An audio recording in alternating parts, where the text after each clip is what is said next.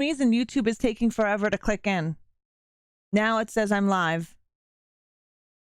So we are live now.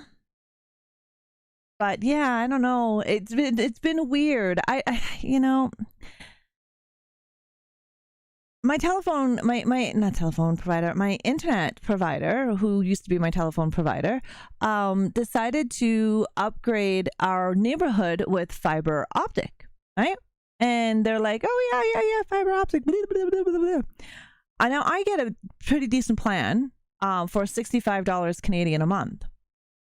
They have been harassing me with emails. Hello, monkey. They have been harassing me with emails. They have been harassing me with text messages, flyers in my door, flyers in my mailbox, letting me know that they have fiber optic in my neighborhood now, and that if I want to switch to fiber optic, I can. So I'm like, what are these fiber optic fucking prices? On a 2-year contract for 250 megabits, $85 on a 2-year contract. After that, it's over $100 a month. Almost every hand you've ever shaken has had a dick in it. I don't fucking think so. I'm paying $65 right now for a decent connection, and you want me to pay how much more? So I think they're fucking with me. I think they're fucking with my internet. Don't even get me started on phones. Mine is possessed. Oh God, what is your phone doing?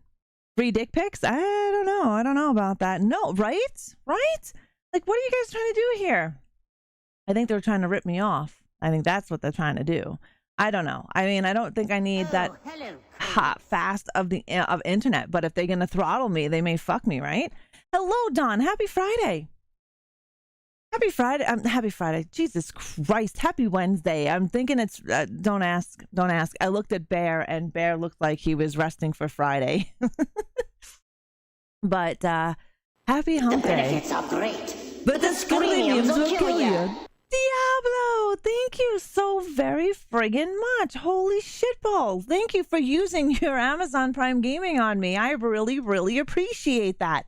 Mwah! Thank you. And for that, you get to go on my box. And when I mean box, I mean my sub coffin. Ta-da! This is my sub coffin. Hi, Foo. I know. And your name now goes upon this, and it stays on there forever and ever and ever, even if you decide not to continue your sub in 30 days. I do not do reminders. If people want to resub, that is up to them. You get the same perks as everybody else, regardless if you have your sub badge. It's all good. The only thing that changes is your emotes. Why isn't every time my teleprompter does not work? Oh, I was worried I joined the wrong channel. No. All right, so Diablo, DIABLO _ USMV. So there is your name. Oh, wow. Do you see how that changed my camera? There's your name on my box, on my coffin. Monkey, look at you today with your horniness. What about Evil? What's up, Ace? How are you? Evil's not too bad. 361%. We pay 104 for 500 gigs. My goodness gracious. If I want 500 gigs, I'm doing like close to $200 a month. You're not too bad. All right, the Evils are okie dokies. I think they could be better. After my last night with Bear, and Fusa is here, so she's not too impressed. I was asking everybody, what is your favorite Texas Chainsaw Massacre chapter? I'm liking the Evil, Ace. Liking the Evil. Don, your Evil could be a bit better, bud. So I'm driving yesterday. All of a sudden I hear, we've detected you've been in a crash. We're calling 911 if you do not respond. There was no accident. I had to grab my phone and cancel the call. Oh, ooh, is it something with maybe you're in your car? Were you in your car? So you were driving. Maybe it's something with the Bluetooth connection that's on your actual like radio. Diablo 4 is my favorite TCM chapter. No, it doesn't exist. we are going to check out museum mode. We haven't played Texas Chainsaw Massacre in a while. And of course, it's one of my favorite. It's my second favorite franchise ever in a horror. And I don't know why my teleprompter is not working, which pisses me off because I'm always looking at it and it's not working. I'm going to have to unplug it again. I don't know why Elgato products hate me so much. Oh, by the way, my camping trip was awesome. We had a good time. We got rained on and we survived. We also had a thunder and lightning show. It was pretty fucking wicked. Being out in the woods, it's kind of scary and exciting all at the same time. I broke 7 days. I don't know how. I just get runtime error even if it tries to load a new game. Oh, what? That is not good, Ace. Even have you done like a clean install, removed everything, deleted all the files, and did a clean install? Museum mode is really good. Awesome, Mr. Rotten. I'm excited to try it out. Yeah, it was fucking weird. Like when the Red Queen homicidal in, oh my God, Resident Evil. Yeah.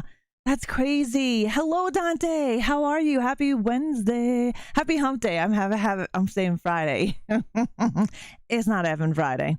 It's not even close to effing Friday. I was just rewatching Texas Chainsaw Massacre 1 and 2. And I so love chapter 2. I really love chapter 2. I don't know what it is about 2. I think it's because of Chop Top. I don't know. I mean, number 1 is great. Texas Chainsaw Massacre is great. However, I think number 2 for me almost is a tiny bit better. I think it may be more of the dark comedy that is in 2. I mean, they got Dennis Hopper, Bill Moseley. I don't know. Not yet. I think it's the mod I'm testing, but if it continues, I'll be doing a clean install. Oh, that sucks, Ace. I don't like any kind of problems with my PC because that's the almost PC issues throw me into a fucking spiral of anger. Whether it's a video card not working, the game is not working, whatever it may be, right? I lose my shit. Lumia has an update, which I'm going to do tonight after stream or maybe tomorrow before movie.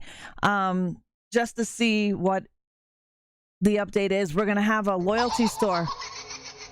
So there'll be some fun stuff in that. I'm not sure how it works yet because I haven't tested it and I haven't updated. I never update before a stream. I've learned my effing lessons. You saw like 50 dicks today already. What the fuck are you looking at? Or where were you that you seen 50 dicks today, monkey?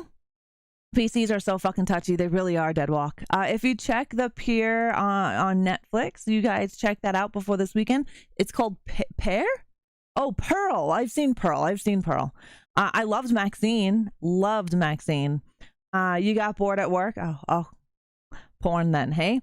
Game's not working, normally because of the devs being idiots. Pisses me off greatly. Yeah, that sucks. Google and... yeah. I got you. Your Google and gay porn hookup apps.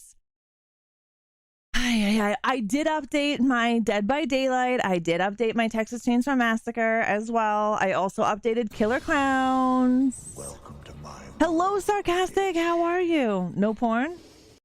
You just look up your app? That's the same thing. Why are my lights blue? My lights are blue, hey? Doesn't that look kind of effing weird? What shit's going on? Yo, she bitch. Is it my eye? That could be. Let's go. I don't know. Oh, shit's crazy. Killer she-bitch clowns. Exactly. Yes, Killer Clowns from Outer Space has its own video game by Ilphonic, the same creators who did Friday the 13th, which is my favorite video game, which we may end up playing some Friday the 13th sometime. My porn is red and hairy and giggity. That it is. And it's in the Squatch family, isn't it? According to the app, gay men must watch a lot of Pringles. What's Pringles? Oh God, I'm asking the wrong questions. Fuckery and shenanigans. Exactly. It's exactly what that is. Robert, how are you? Maxine was a little slow for my taste, but it was good. I thought it was way better than Pearl. Actually, I loved X and I loved Maxine, and third comes in Pearl. I don't know. I knew who the killer was right off the bat. Bitch. However, I really enjoyed the 80s feel of the film. I grew up in the 80s, so watching the actual newscast of Richard Ramirez, the Night Stalker, on this movie, I was like, oh my God, I remember watching that on television. Sailor's gonna murder me when she realizes I said that. She has to be in here or watch the VOD to even sees it, right? I don't proofread. Eat a lot of Pringles. Oh, okay. I thought Pringles was a code word for something crazy.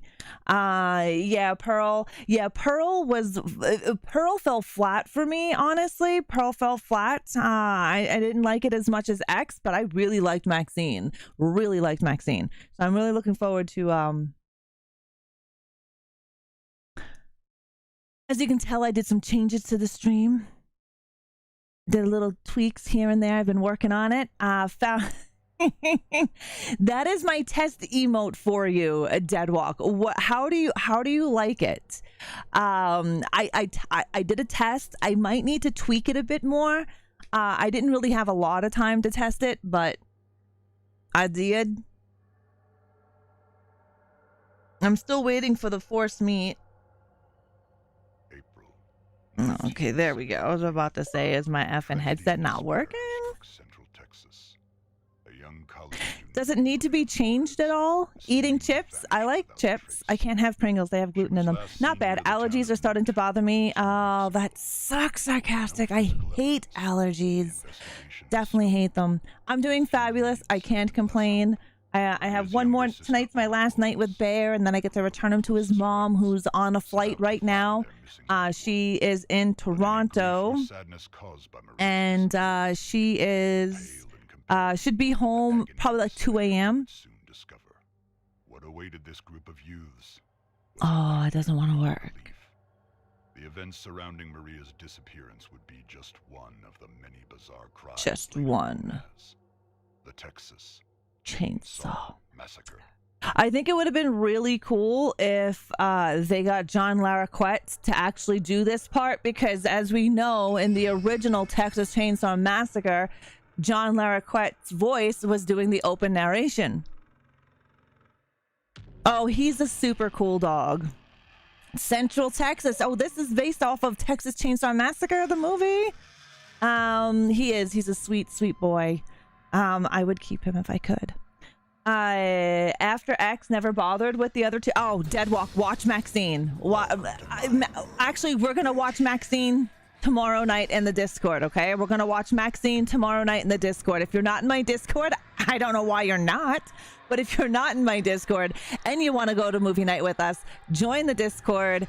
Ask for the movie roll, and we do movies every Thursday night at between 6 and 6:30 p.m. Mountain Time, and every Sunday. When fall comes, we're gonna have some more stuff going on in the Discord as well, because then I'm home all the time. No, I know I can't keep them.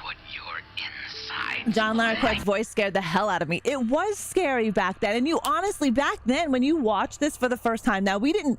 I've seen this in the, what, it was the late 80s. You thought this shit was real. And, you know, we didn't have Google. We didn't have anything like that to go and say, is this real? You thought this shit was real. It sounded real. It looked real. Everything got you really good for this.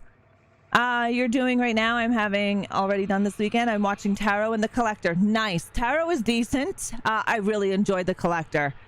ReAnimateHer C Heavy said no to keep Bear. That means you get a new kitten. I would love this kitten that lives next door to me. His name is Orca. He's gorgeous. I live near a place called the Gas Station in Bastrop, Texas. It was used as a backdrop in the movie and now is a novelty. Yeah, it was. It was used in the movie. That's really cool. I know the original house is now turned into a restaurant of some sorts. Yeah, Heavy is on the hunt for a pity because he likes pit bulls. Didn't he do the opening crawl for a joint?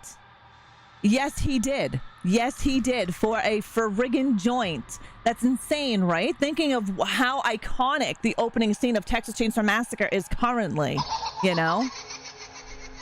Yeah, I saw a TCM on TV years ago, heard that intro and was like, holy shit, right? I seen Texas Chainsaw Massacre before 95. It was, I don't even know. It was, I wasn't even a teenager yet when I seen Texas Chainsaw Massacre. I was quite young, and it scared the shit out of me because when I was a kid, my grandparents would take their grandchildren, which was only 4 of us at that time, up to upstate New York because my grandpa built a house up there. But before he built the house, we were sleeping in a trailer, a camper, and it was surrounded by woods. Your nearest neighbor was a mile or so away, so you're surrounded by woods. And as we drive to upstate New York, you do go through a lot of like tree area, forestry, right? And so watching this, I'm just like, oh my God, this is secluded. This is in New York. This was in Texas. And your brain just goes crazy thinking of how shit this could be real, right? And I honestly thought it was real back in the day. Oh shit, we're being raided. Gothic storyteller. Yeah, Heavy wants a pity. I like pities. They're sweet. Welcome, Raiders. Welcome, welcome, welcome, welcome. I forgot to do my other thing. I gotta say thank you to Devil Dog as well.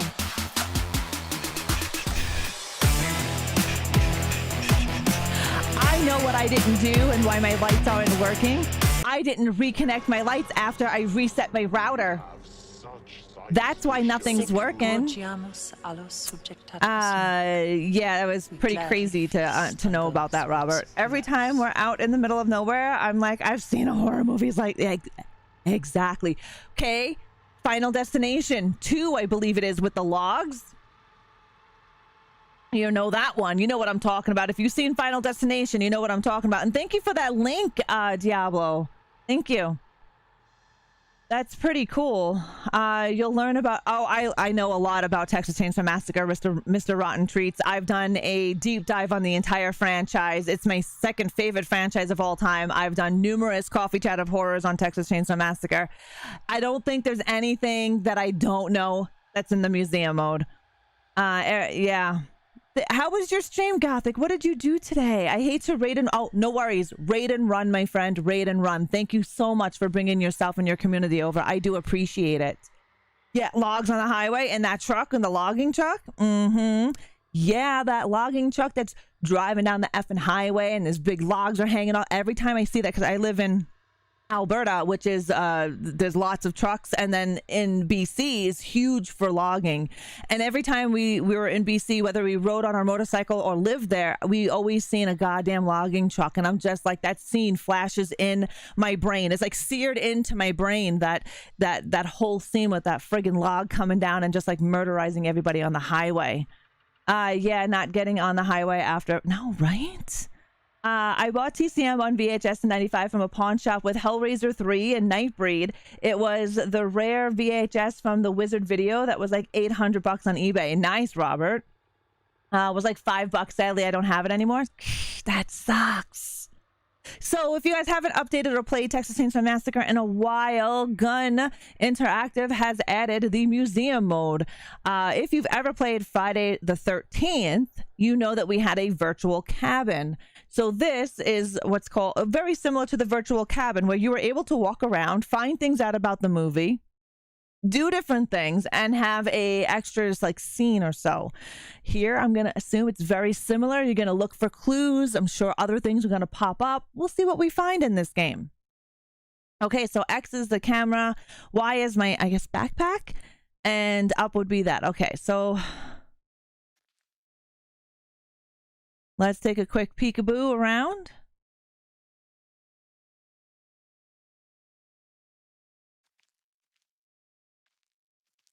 All right. All right. All right. All right. Mischief Maker, how the hell are you?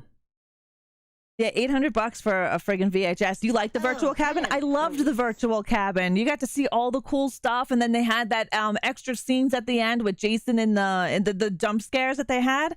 How you doing, Mischief? Oh, fuck. I didn't want to do that. Okay. Click here to receive your photo checklist. Use your camera to take up photo objects. Okay.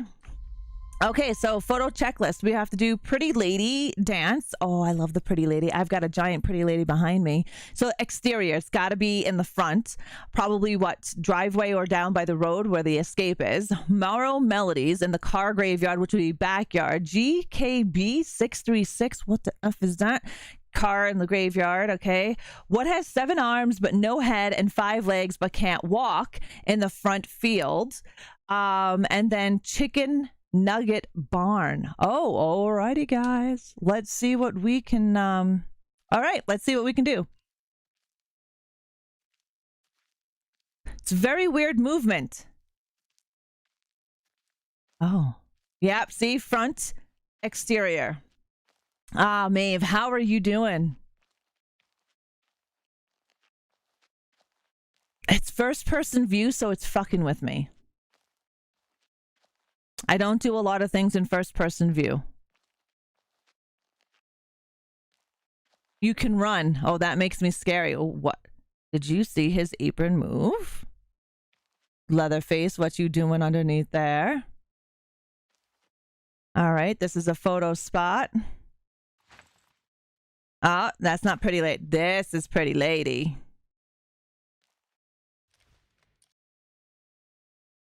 All right, so we can take the photo. We can change the filter.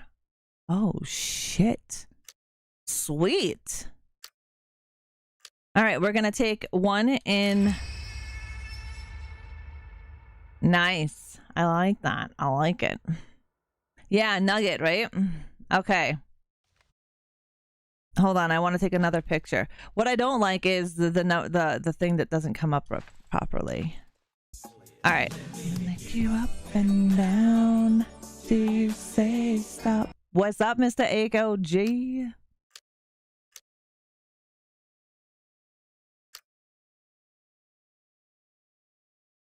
Yeah, I like that one. We're going to take that photo as well.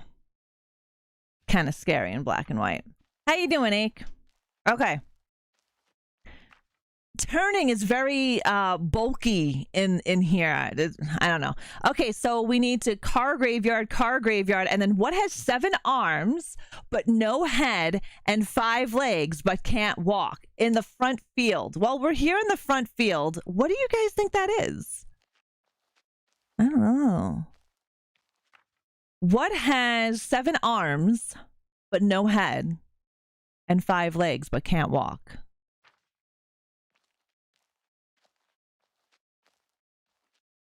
Answer is ache, right? Nah.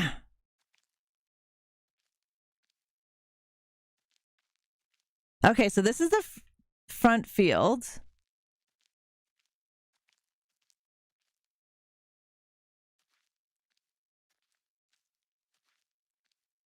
I mean, it has all those legs and arms and shit. I would probably say my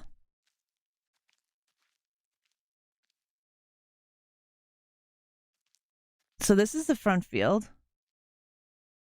Oh, I don't like the turnstile. I don't know if it's just me. I don't like the turnstile in this game, in the museum mode.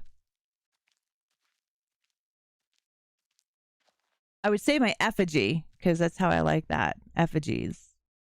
Like in the forest. We've got to play Sons of the Forest again. Stop and turn. Gunnar Hansen's stop and turn move was an accident. The boots that Gunnar Hansen wore had 3-inch lifts to make him taller, though because of this, if he didn't stop suddenly and then turn, he would lose his balance and fall. The weight of the chainsaw also impacted his movements due to its sheer weight. Yo, so after she-bitch. falling on the first tape, Gunnar stopped, turned, let's go. And one of Leatherface's signature moves was born. Kim Henkel would call it the Keystone move.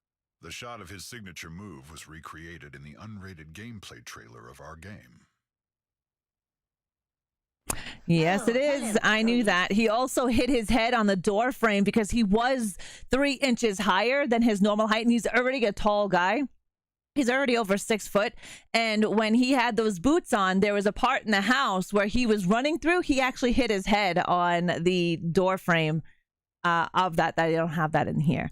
Did you remember that from a movie? It's gonna call Scary Movies. The Ghostface runs up from the lady. Instead, she grabbed the knife and killed one boob. To the right, Ghostface said, "Ooh, oh, Scary Movie. Yeah, I've seen that. How you doing, Lynette? It is long time no see, darling. How the hell are you? How is life treating you? Okay. So can I take a picture of it? I'm thinking so. I don't know if I need it, but we're going to take a picture of it anyways. All right. So what has 7 arms and no head, 5 legs, but can't walk? we're going to walk into everything and take a look because you're going to be able to walk around and different things will come out and say stuff, you know? What do you think about the new victim? I haven't played. I'll be honest with you. I have not played Texas Chainsaw Massacre. I can't even tell you when. I haven't played it in quite some time. And reasoning for that is just there's so many other games that right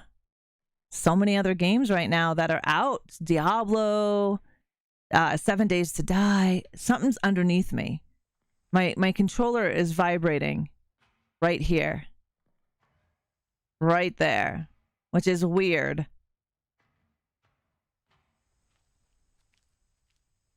A table? 7 arms, but no head. And 5 legs, but can't walk.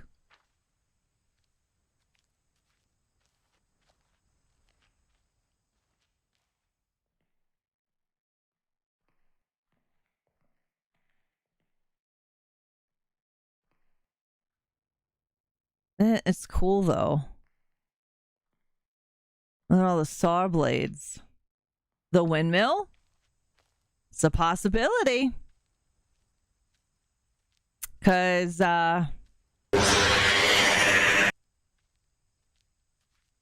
this is all front field.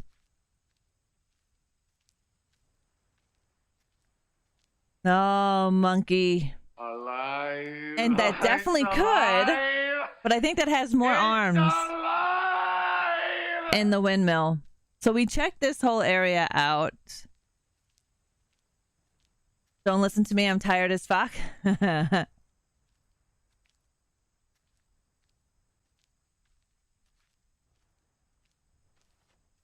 Right here.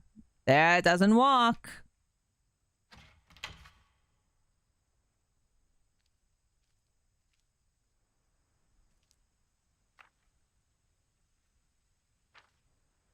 Oh, look at that. This one has 4 hands, a pelvic bone, and 5 legs. So this has 7 arms. It has 7 arms. Well, we're going to take a picture of it anyway because, oopsies.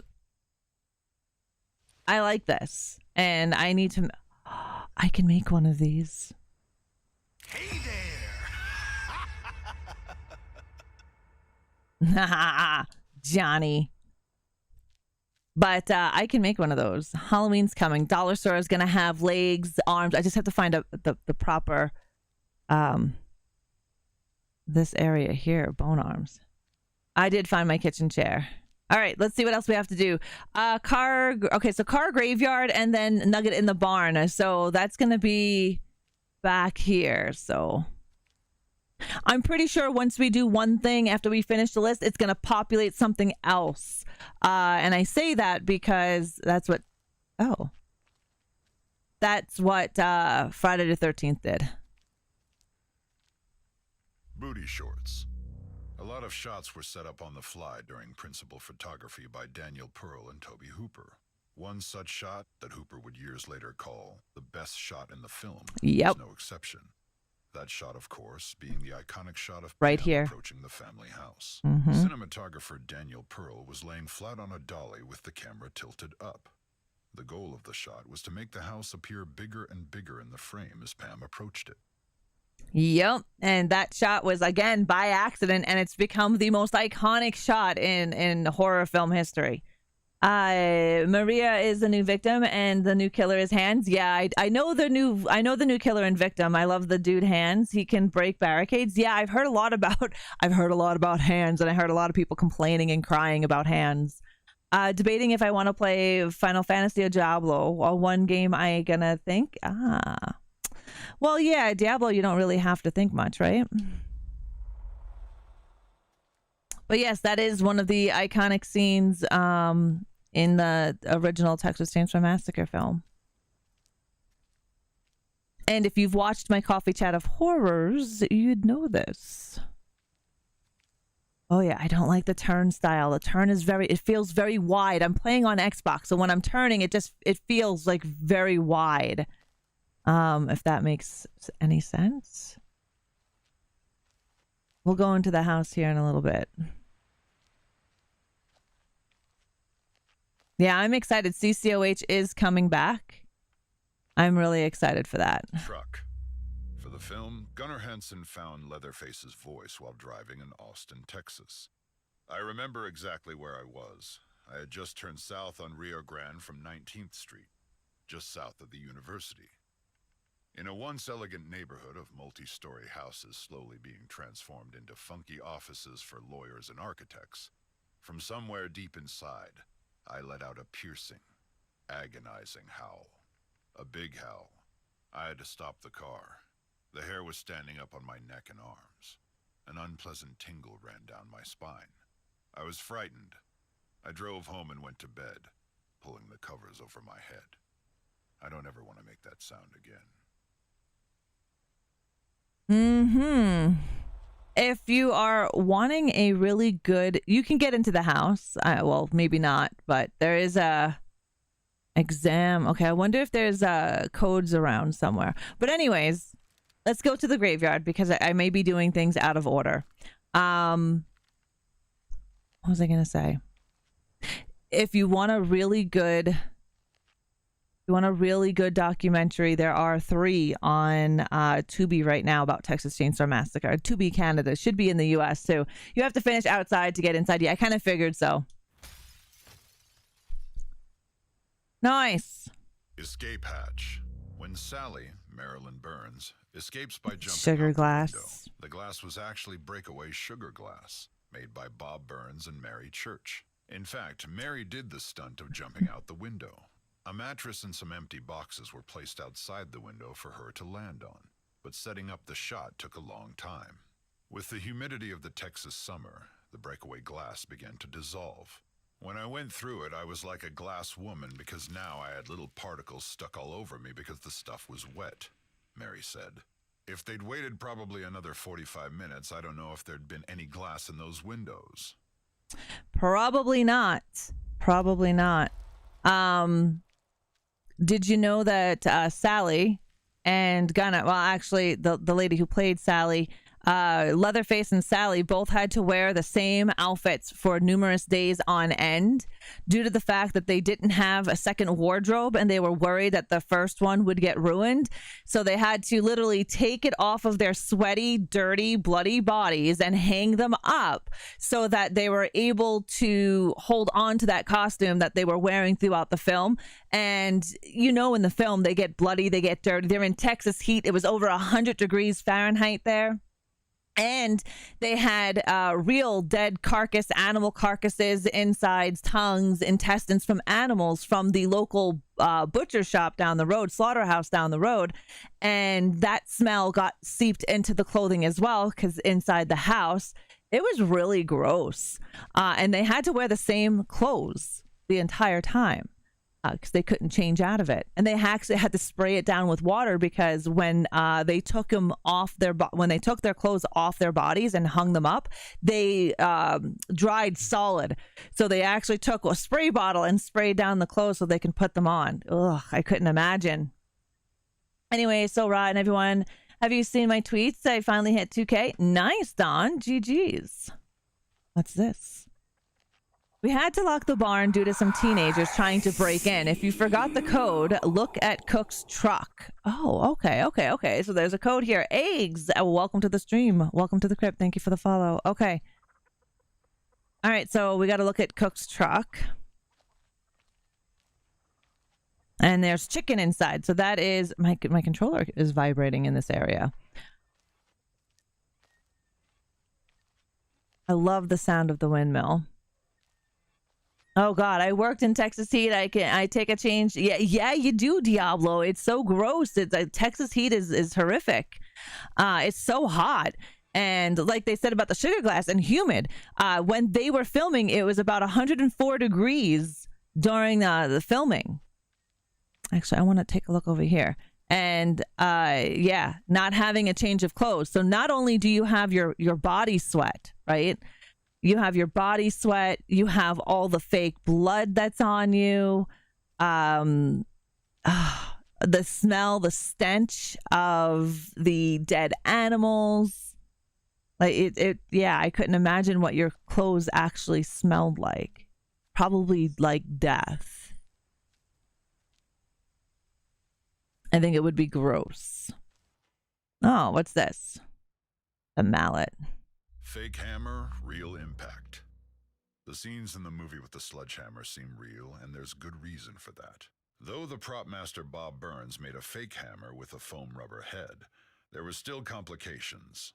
Leatherface actor Gunnar Hansen recalled hitting actor William Vale while filming Kirk's death scene. I was completely charged up on adrenaline, skittishly hopping back and forth as if I were speeding. So when Bill tripped and I stepped out of the shadows, I actually hit him in the face with the sledgehammer. Fake or not, it left its mark. In the pivotal dinner scene, actor Marilyn Burns, who played Sally, was actually struck and bled. I went to the bucket, said Burns, and then Grandpa hit me over the head with the other prop that was a piece of steel, a sledgehammer. That hurt. That wasn't fake. As Hansen noted, some of the blood in Sally's hair is actually Marilyn's. That it is. That it is. You still have, like, I love that. Look at those hands. Look at the body parts. Yeah, eating lunch was probably disgusting and they smelled. So you weren't able to go and sit with the other cast, right? I mean, Gunnar never sat with the other cast either. But I honestly could not imagine the grossness. Ugh. Yeah, I couldn't imagine the grossness of your clothing and what you would smell like, your hair would smell like. Yeah. Okay, so what do we need in the graveyard? GKB636. It's got to be a license plate and Morrow Melodies.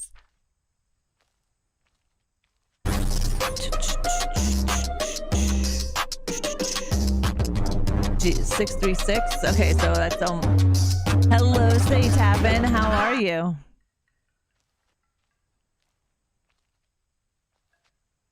God, it's so bulky when you turn. I love the wind chimes. The bones. They just sound so much better.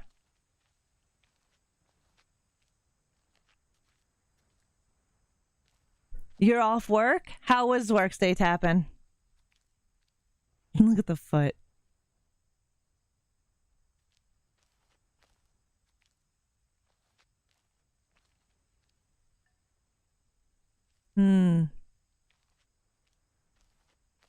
Car radio. The song on the radio when the hitchhiker is picked up in the van is Roger Bartlett's Fool for a Blonde. Bartlett has said that Tobe Hooper chose the song because he thought the hitchhiker was a fool for Sally. Yeah. Yeah, work is hella boring. Oh, that sucks. My work days are never boring. Nah, I shouldn't say that. Sometimes they are.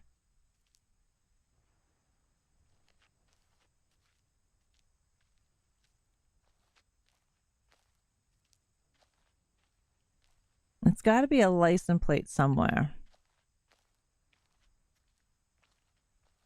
Ah, look at the hand.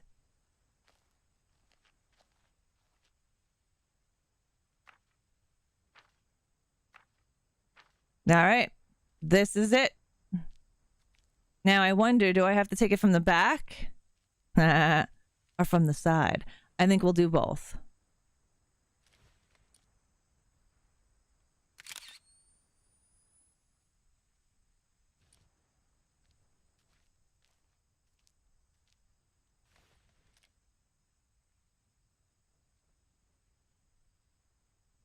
All right, that's a zoom in. Wow.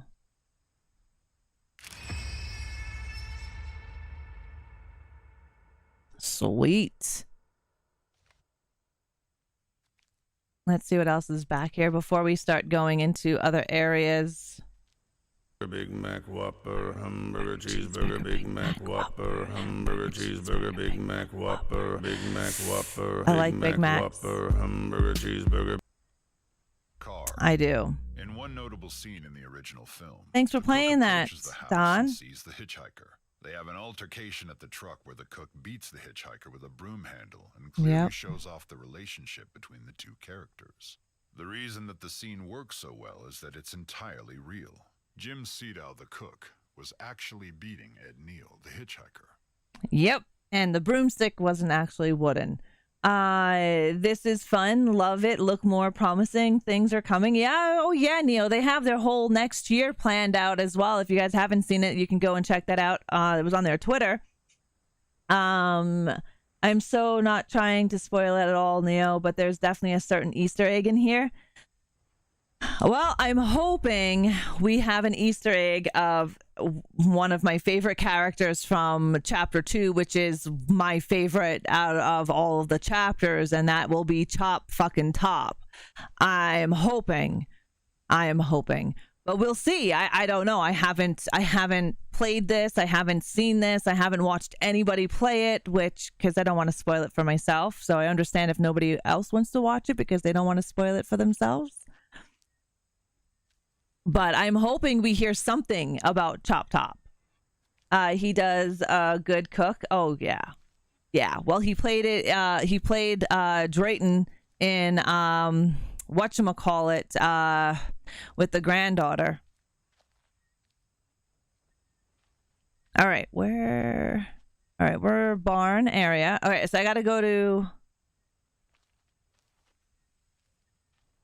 the truck. And yeah, so you forgot the if you forgot the code, look at Cook's truck. Yeah, that one was always a weird one, but I actually liked that one. Did I miss the car in the graveyard?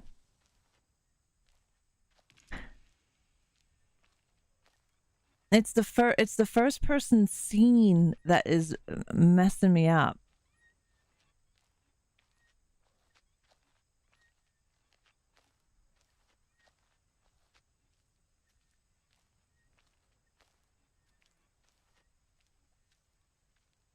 It's gonna come over here too, but I didn't come over here.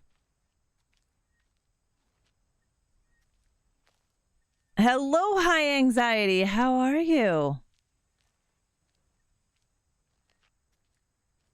All right, so there's that one.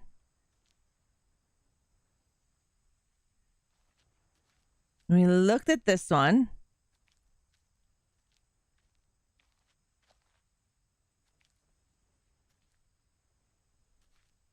And we looked at this one. I did say I like the wind chimes, didn't I, too? Because they're always nice.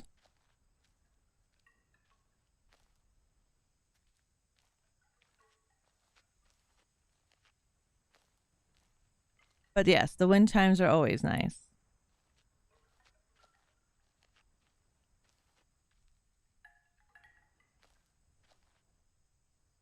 You're groovy, just chilling. Got the Lost Boys soundtrack. Nice. Whatchamacallit? The sax player. I did an appreciation post for him not too long ago on Twitter. I think he did a great job.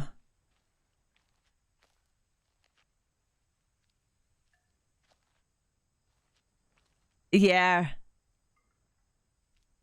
So here are the wind chimes.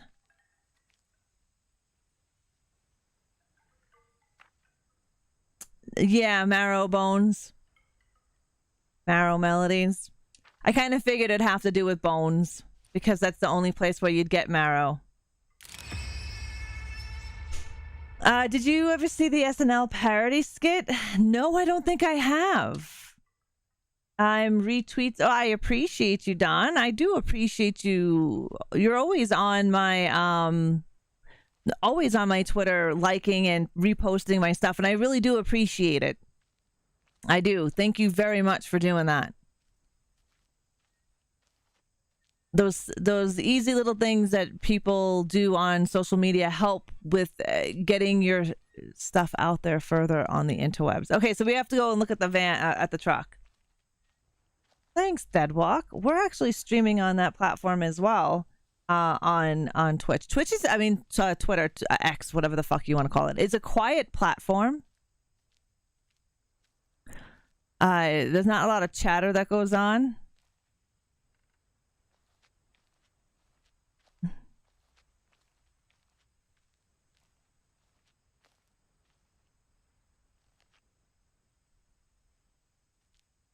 They did a Sexy Sax Guy parody where he is tied to an ancient curse, and when things were going well for this guy, Sexy Sax Guy bursts out in and that would be funny. Okay, so we did that one. Found Leatherface's voice while driving in Austin. Yeah.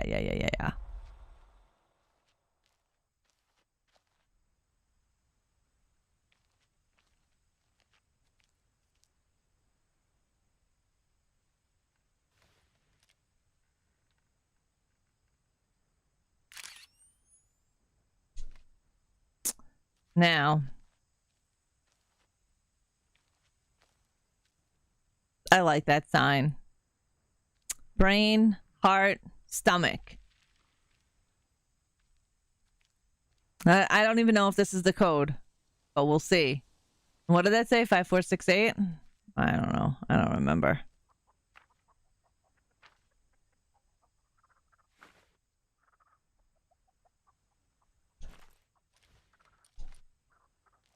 I can't look at my pictures.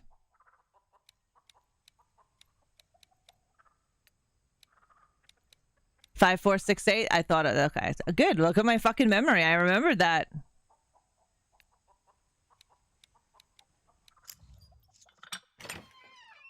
I took a picture of it so I could remember it. Oh, nuggets. The game's composer, Ross Tregenza, used real chickens for the audio for Nugget. He luckily had a close friend and fellow composer that owned a farm with several chickens. The name Nugget was born from brand strategy lead Matthew Zepp. The name is a nod to the longtime nickname of his nephew. That's cute.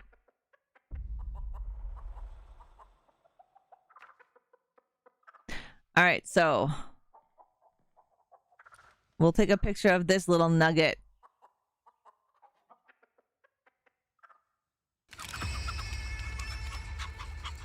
Chicken nugget. Maeve, have you played any 7 days? Turn in the checklist to the welcome board. Okie dokies, but I'm gonna go around here first and take a look at stuff because this is an awesome scene.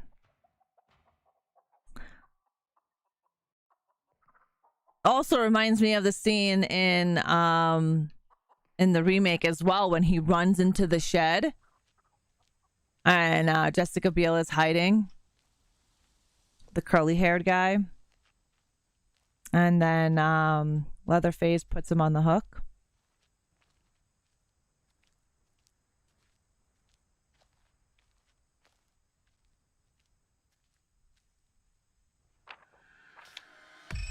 That's cute. You get a little stamp. 1973. All right. So we finished that checklist.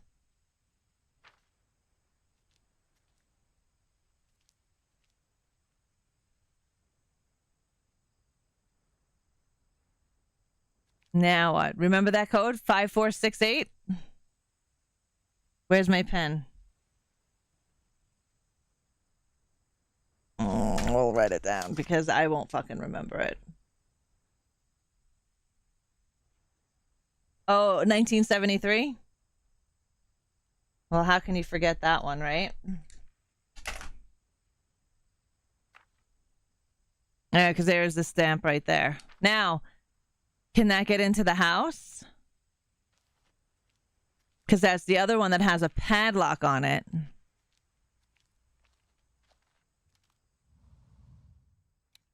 We'll try it. Not like I'm going anywhere.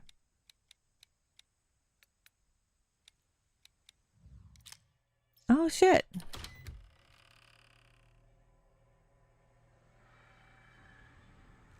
Kind of a fucking jump scare is going to come out of there.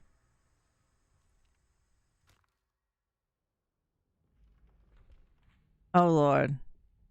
Why do I feel there's something that's going to happen here? All right. Okay, so we have the Skull Wall family dinner, crisp Kringle, Grandpa's arm candy, which is in Grandpa's room, frames of fear, and revoked licenses.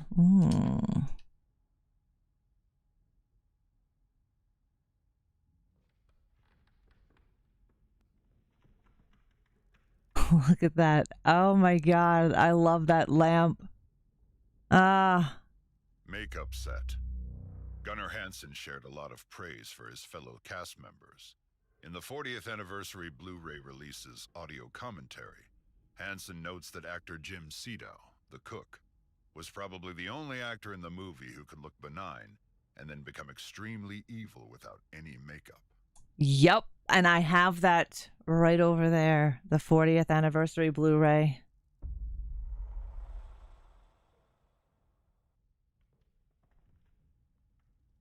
I still think that's cool.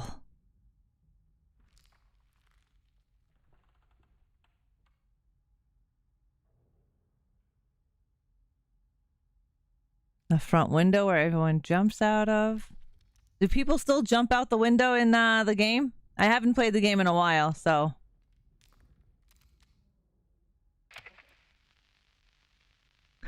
By Wes Keltner, hey?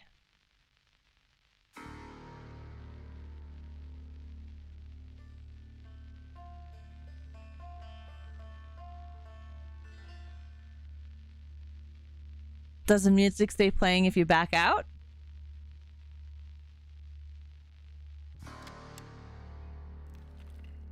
Or does it close off? Oh, it plays. Sweet.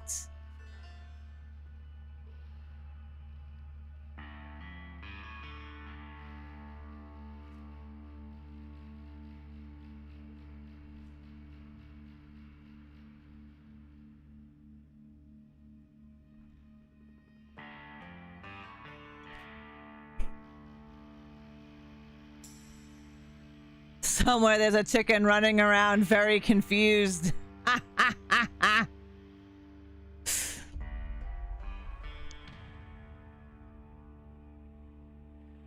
Makeup set.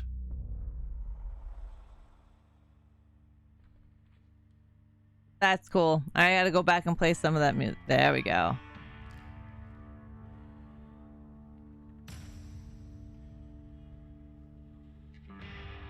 A table for Reegs, right? Oh, shit. We got the family table right here. Exactly. And that's Reegs' voice.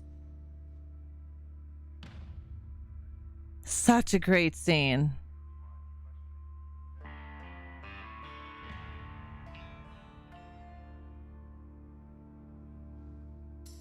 What do we have to do? So yeah, we need to family dinner.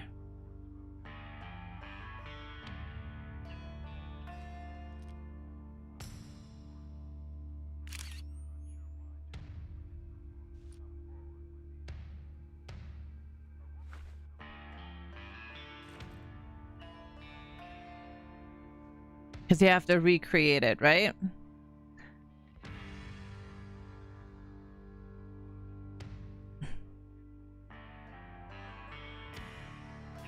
Oh, nice. And you could swap them around. Okay, cool, cool, cool. Johnny is never in here. So... And neither is Sissy. But this has got to be...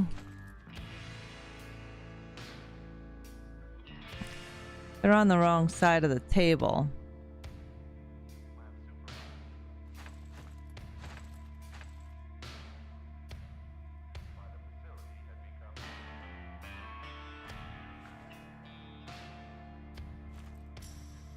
Mmm.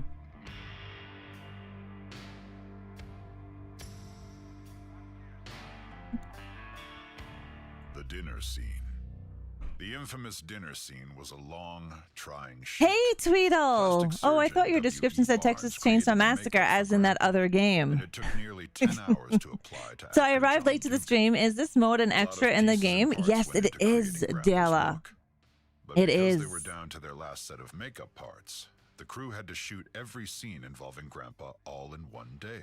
That they The did. grueling shoot was one of the hottest days of the production, with temperatures over 100 degrees.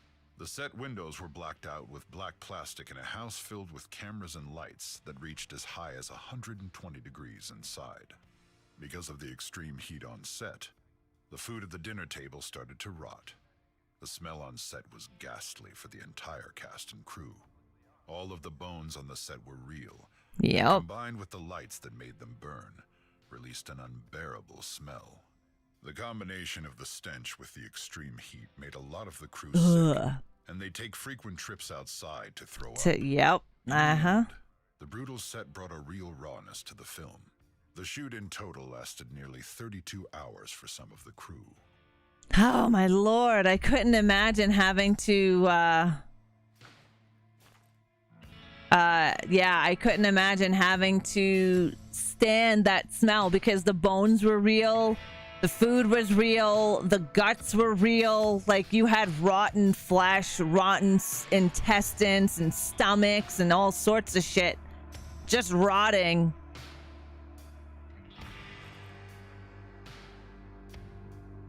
Oh, that's what I wanted to examine. Lampshades. Why was the film marketed as being based on true events? According to Kim Henkel, the film's marketing of being based on true events evolved over production. The famous crawl, for instance, was implemented to mark the story as an historical event that was more captivating, but wasn't meant to be taken seriously. Another inspiration for the story were tales Tobe Hooper was told by his family as a young child. They told him stories of a killer from Wisconsin that would use human skin for lampshades. This Wisconsin killer was the infamous Ed Gein. That he was, and Ed Gein really wasn't a serial killer. He only killed a couple of people. Actually, it was and hung her upside down in his fucking garage. He was more of a grave robber than anything. Yeah, I kind of assumed Mr. Rotten Treats. That's what I had to do. So if you have the Texas Chainsaw Massacre game and you haven't updated it in a while, this last patch that happened, I want to say last week, that came out, gave us the museum mode. Also, Gun Interactive came out with an entire map of what's coming to TCM. I'm hoping we'll get a chop top. Sometimes when I hear stories like these, I wonder why the director doesn't trust them enough to act nauseated. The scenery makes me think of that other awesome movie, Dan Aykroyd and a bunch of wicked future characters, Bad Taste. Man, I want to watch that again. Are you talking about no, are you talking about Bad Taste? No, that's Dan Aykroyd. The scene makes me think of their awesome movie. It is Dan Aykroyd and a bunch of wicked putrid actors, but I forget the name. And a giant filthy man baby.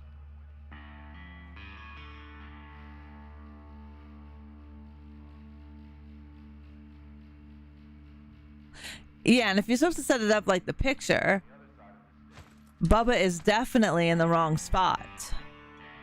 All right, so we've got to find stuff.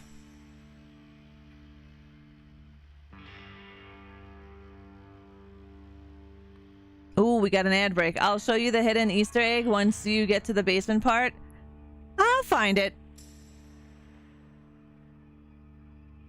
I'll find it. It's one thing, I like to look at everything.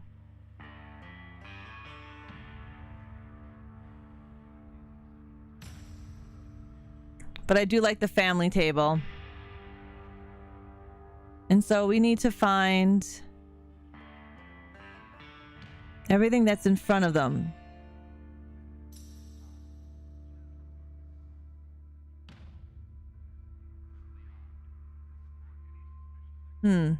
All right. Let's continue looking. Chevy Chase. I mean, maybe two. Chevy Chase. Oh, I don't know. I haven't played TCM since the second month after it came out. I'll have to update it. Definitely update it. Definitely. Nothing But Trouble was the movie. Oh, thank you, Zombie. How are you? He really cut her. According to Gunnar Hansen, he really cut Marilyn Burns' finger in the infamous grandpa feeding scene. The prop knife, designed to pump out fake blood, wouldn't work after several takes. Finally, when no one was looking, Gunnar Hansen Paul. removed the tape from the knife that made it dull and really cut Marilyn's finger. Knowing this, that would mean that actor John Dugan, Grandpa, sucked the real blood of Marilyn Burns. It's been said. It's been said.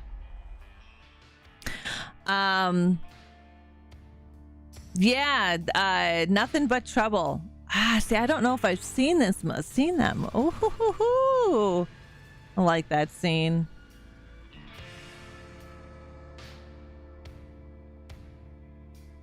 As she pops out screaming. Gallows meat hook. Yep. After speaking with the MPAA and because of effect limitations, They wanted to turn Texas Chainsaw Massacre into an X-rating film. To do the meat hooking scene without blood or gore. Production assistant Dorothy Pearl created a harness with a saddle that Right, Deadwalk. Pam could wear. It was completed with nude stockings that crisscrossed the actress's body in the front and the back. The longest McMinn could hang on the hook with the harness was about 1 minute. Dorothy Pearl had to design the harness with the female anatomy in mind because all the weight was being distributed to the actress's lower region. According to the film's screenwriter Kim Henkel, one of the inspirations for the infamous meat hook scene was a scene in the 1931 film Frankenstein. Cool. I like the gallows.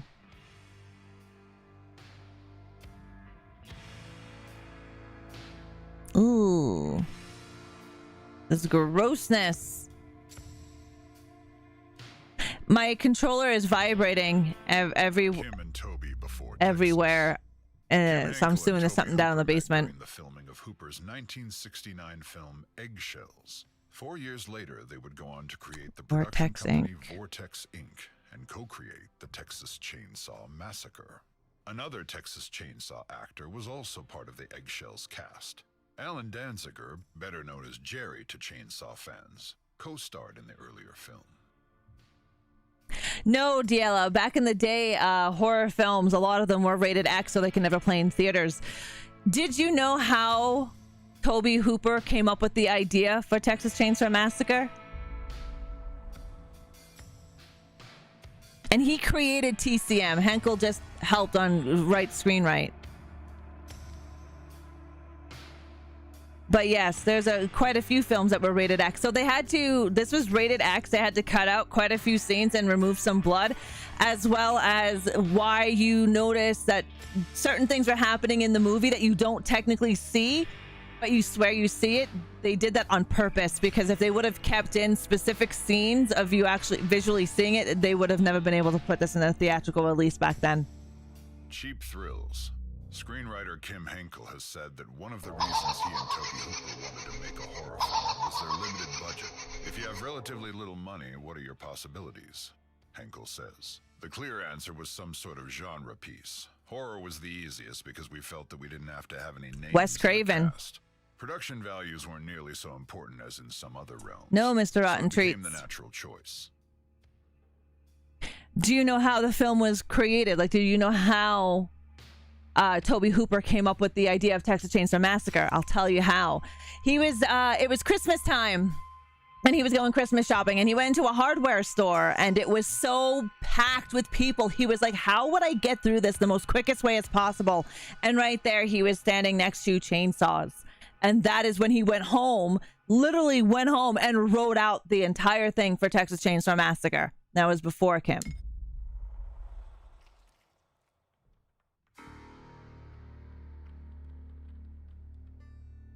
Oh my God, look at this. Oh yeah, mine kind of reminds me of the Mermaid Man in House of a Thousand Corpses. And Last House on the Left. Yeah, Last House on the Left, when that came out, holy shit.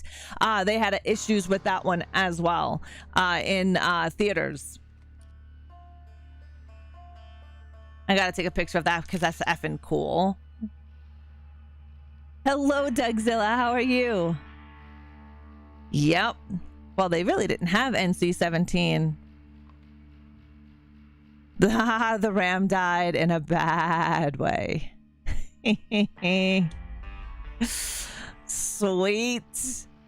Possible titles. The Texas Chainsaw Massacre wasn't Head the first Cheese. or even second Yep. title of the film. Nope. The first two working titles were Head Cheese and Leatherface. Head Cheese was the first working title of the film, though, for most of principal photography. Leatherface was the working title until late into production, when it was finally given the official title of The Texas Chainsaw Massacre. Kim Henkel and Toby Hooper intended for the title to be spelled Chainsaw, but once the press were sent information on the film, It's one word. Poster was produced. I have the original poster. Into Chainsaw. I have the original poster hanging up. That poster is from the movie theater. It's the Who Will Survive and What Will Be Left of Them, with him with the gallows, and he's in his apron, and it says The Texas Chainsaw Massacre. It is one word. I know a lot of people were fighting about that. The original I Spit on Your Grave had major issues. Yes, it did. It was Wes Craven's I Spit on... Oh, I'm sorry. Last House on the Left I was thinking of. But yes, I Spit on Your Grave original also had issues. They all had issues.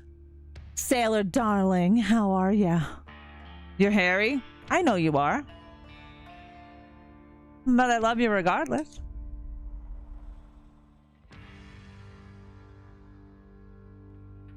How you doing, Sailor? Have you played the museum mode on TCM yet?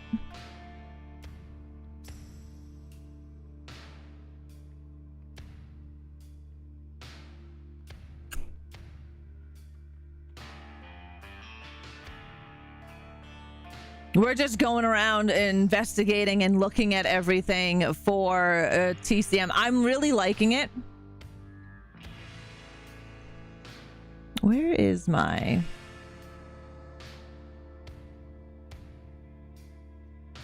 I could rat out somebody who's in here. Hey, Cryptic. Serial said it was pretty cool. It is pretty cool. It's definitely very similar vibes to the virtual cabin. Yeah, I'm really liking it. Hold on, I was just looking for something. I gotta download that thing that Serial sent me as well. Where did it go? Where did it go? Where...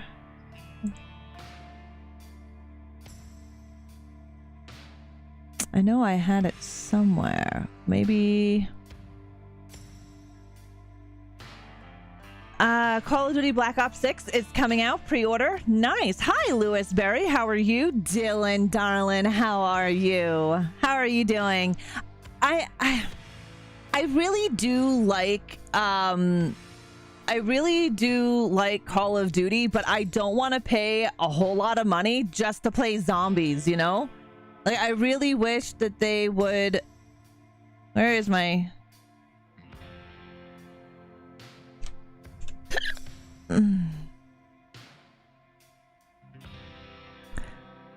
yeah, there's all my TCM episodes. You're doing good? I'm doing fabulous. I can't complain. We're playing the...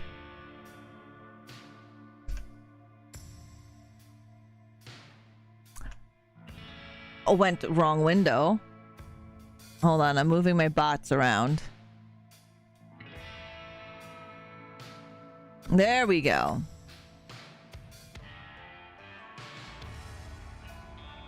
Yes, standalone zombies needs to be a thing. Like, it really does need to be a thing.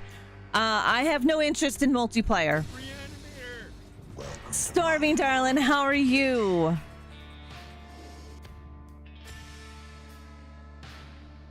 And there's nothing in this one. Plus the massive space hogging. Oh, hell yes. Hell yes. Okay, we're not going to go downstairs just yet. We're still investigating.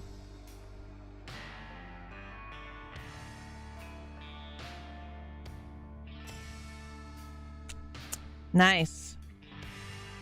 I couldn't keep up with the download size on COD, so I stopped playing after all those years. Yeah, I don't get me wrong. I like the Call of Duty games. I just don't like the multiplayer. I don't do multiplayer.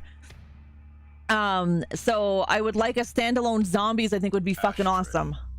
Actors are paid varying amounts for their work in film. For his voiceover in the opening monologue of the film, John Larroquette was paid with a single joint. One single joint. Reports, however, suggest that his rate has gone up. I'm glad your brother's feeling good. Feeling better. He's on the mend, right? Which is really good. I remembered your name from the Twitters. Even though my brain sucks at remembering things. Oh my god, DVD is one of the worst fucking games for loading. You turn on the game, you load in the game, 10 hours later, literally SpongeBob pops up and says, 10 hours later, you get to load into a fucking game. Preparing for the role. To prepare for the role of Leatherface, Gunnar Hansen went to Austin State School, which was a 95-acre residential and training facility for adults with developmental disabilities.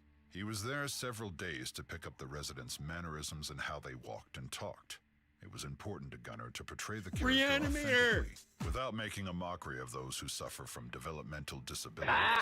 That's awesome, Stormy. That's awesome. You have a plan ahead to play DVD. Oh, you do, Cryptic. My God, you do. You got to plan like hours ahead. I'm on a new Xbox as well, like the Series X or whatever it's called. Holy shit, the wait time just to load into, just to start the effing game.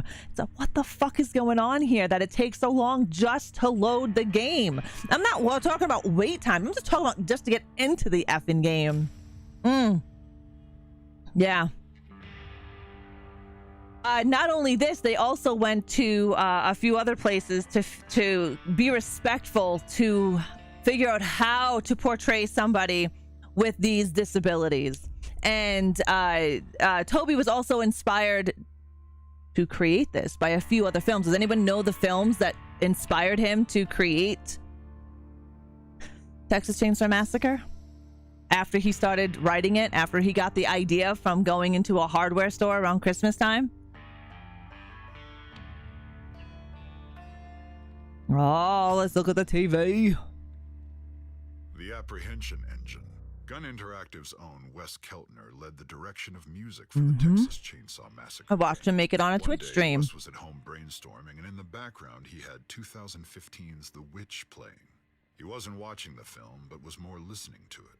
The sounds and music in the film struck him as he was listening. He asked himself, what instruments are they using to make those unique sounds? It turned out, those sounds were created by an apprehension engine. Wes was able to track down Tony Dugan Smith, who makes roughly 6 of these. I know you know, Sailor. And was informed that the apprehension engine took around 7 months to build. Wes then had Deadwalk, I agree. With film composer and creator of music for The Witch, Mark Corvin. It was at this meeting where Corvin said, forget everything you know about playing guitar and other instruments. Approach the apprehension engine like a child. ReAnimateHer! And discover. From there, the direction of sounds for the Texas Chainsaw Massacre game were born. Nice. Wes was playing one of the instruments. He did a live stream on Twitch a while back where he was actually playing the instrument. It starts with a P. That's awesome, Vengeance. Have you done tree trimming before? I have, Cryptic. I have. It's gross. These guys here, they're disgusting. Gross. I got that. And branching out. I got that now after I read the whole thing, Vengeance. All right, we're not ready to go downstairs yet.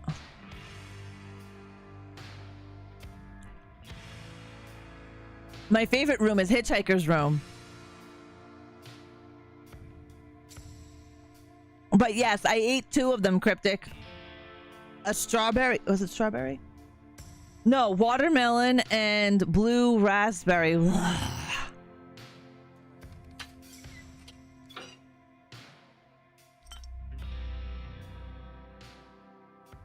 Full of delicious soda, pop, or Coke, depending on your region. We say pop here.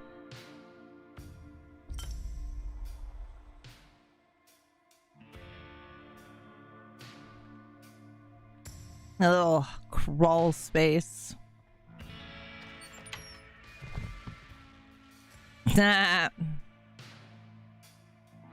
If I'm thinking right, Psycho can't go downstairs until the list. Okay. I kind of figured so. It's the same thing in Friday the 13th.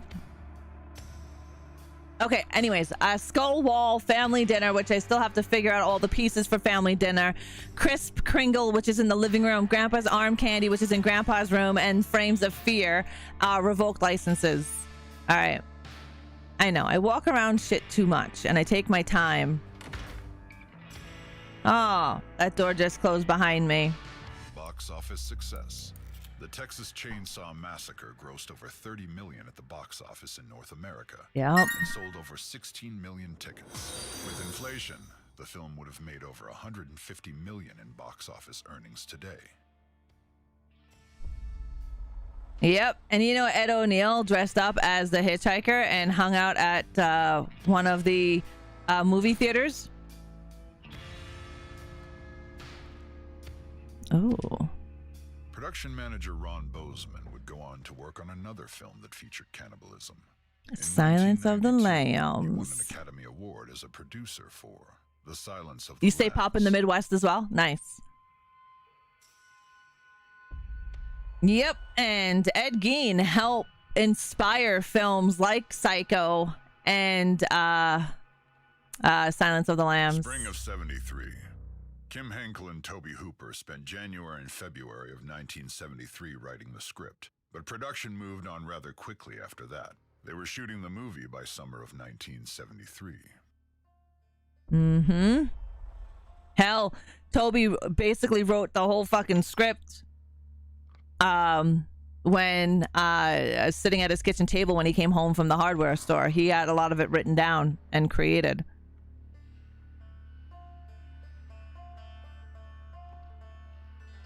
And there's a really good book if you are someone that likes to if you are someone who likes to read about horror movies and things like that. Gunnar Hansen has an autobiography, which is really cool.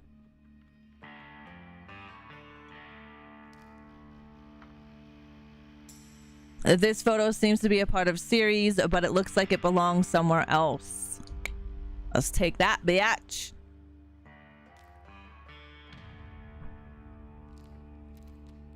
Serial killer has the picture of the family sitting on the porch.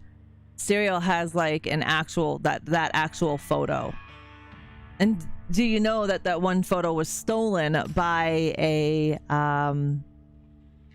British journalist? Hitchhiker's camera. The make and model of the Hitchhiker's camera is a Polaroid. Yeah, New York calls it soda as well, Vengeance. It was manufactured and distributed. You turned super slow, Cryptic. I don't like it. It's super slow. Previously belonged to Maria Flores. The hitchhiker stole it after she was stalked and kidnapped by Johnny. Serial also has a replica of that camera as well. Plus a chainsaw. Hey, Rod, check general Discord when you get a chance. No rush. Will do, will do, will do. All these Polaroids. I like Hitch's room.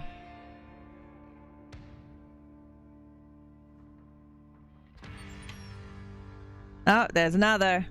Oops, wrong thing. I meant to hit A. Yeah, it will. It'll all come together. There we go. There's my settings.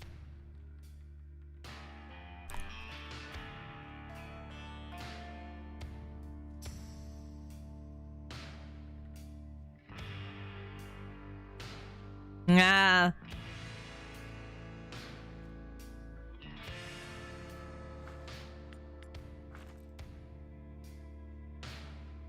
All right, so there's more photos I'm gonna have to find.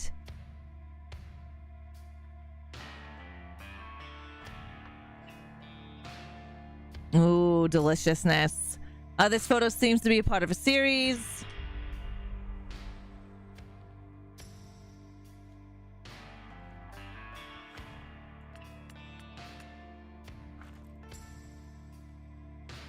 Now, I don't know if there's an order that this has to go in, so there may be an actual order that it has to be put in. Yeah, Evil Dead is getting an animated series. Yeah, Bruce was talking about that 2 years ago in an interview.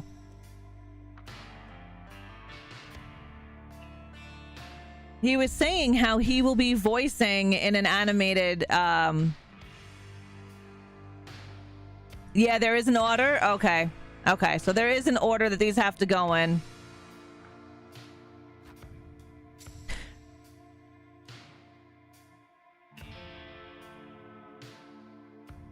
I wonder which order.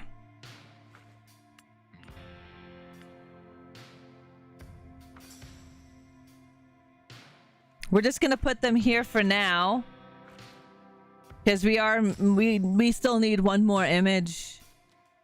Yeah, we still need one more image, right? Mm-hmm.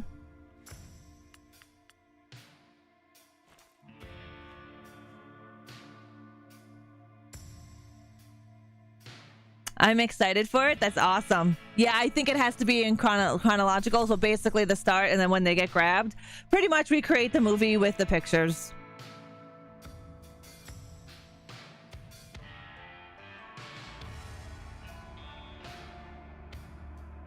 All them hooks.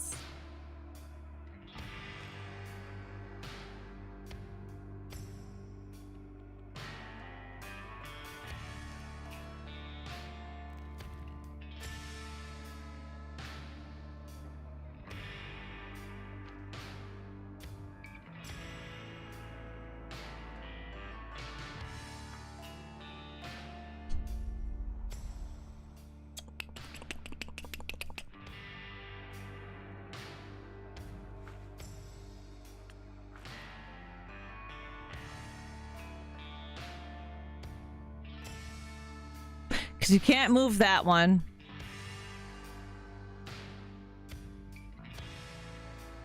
Now I may have to change an area or two around.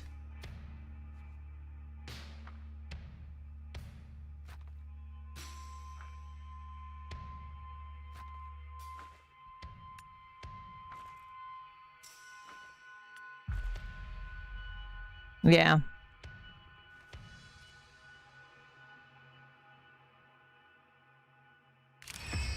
Boom.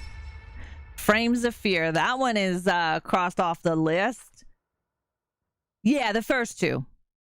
Because they stumble upon the cars first, right? And then when they get separated, the two go off into the house, go towards the house. And then in the remake that they did, I really enjoyed the remake. I don't enjoy remakes often.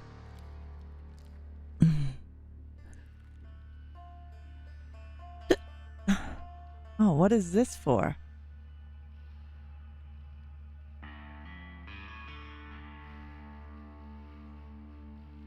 Oh, nice. No living animals were harmed. Nope, they were not. Initially, art director Robert Burns wanted set pieces of real dead cats and dogs. The crew acquired dead animal carcasses from a veterinarian and actually tried to embalm them with formaldehyde. Makeup artist and production assistant Dorothy Pearl, at the time the wife of the film's cinematographer Daniel Pearl, was injecting a dead animal with formaldehyde when she accidentally injected into her own leg through the animal. Toby Hooper then ordered that the dead animal carcasses had to be thrown out. The crew poured gasoline to cremate them. That stench from the bonfire started to make its way into the family house. I couldn't even imagine that stench. Foul stench set. No, Cryptic, I don't think so. I don't think you are in this one. I really loved the 2002 Texas Chainsaw Massacre. I did. I thought it was brilliant, and I thought Mark Burnham did a great job portraying Leatherface. Which is supposed to be another direct sequel. I don't know how many direct sequels does Texas Chainsaw Massacre have? 3.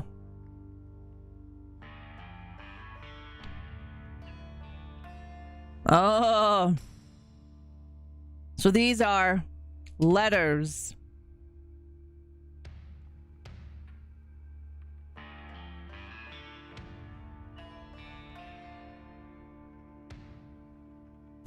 Who puts pictures of their balls in their house? Mischief. Okay, we're gonna go into this room. Hitchhiker's pocket knife. Yep. This weapon is a nod to everyone's favorite unlikable character, Franklin, from the 1974 film. According to creative director Ronnie Hobbs and designer Rob Nobody Fox, likes they Franklin. knew the likelihood of Franklin ever appearing in the video game was slim to none. So this was their way of including him as a small Easter egg. May he rest in peace. Because the guy who played Franklin passed away. Sissy's Straight Razor. After Kim Henkel and creative director Ronnie Hobbs finished designing Sissy's look and backstory, the only question left was what type of weapon would she carry.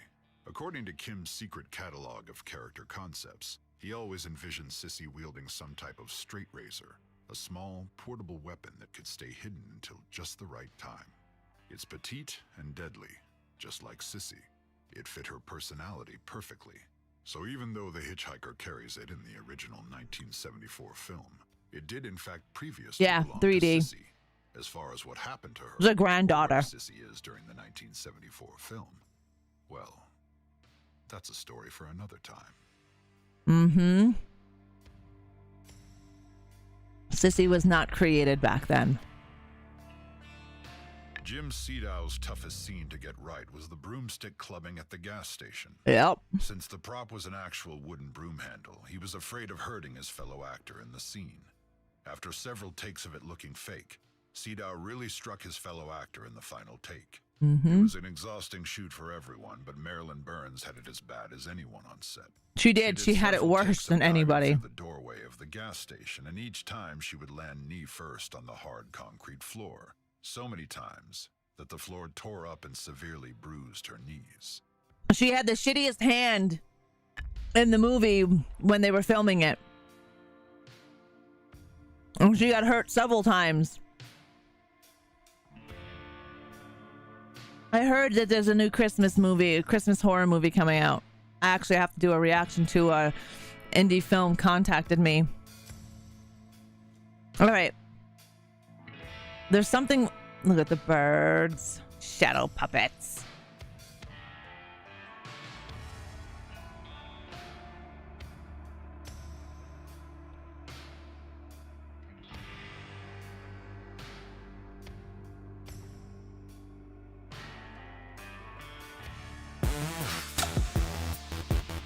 Mima, how are you? Welcome, Raiders. Welcome. Let's help bring the raid in. Hi, Papa Bill. How are you? Let's help bring it in. Mima, how are you, darling?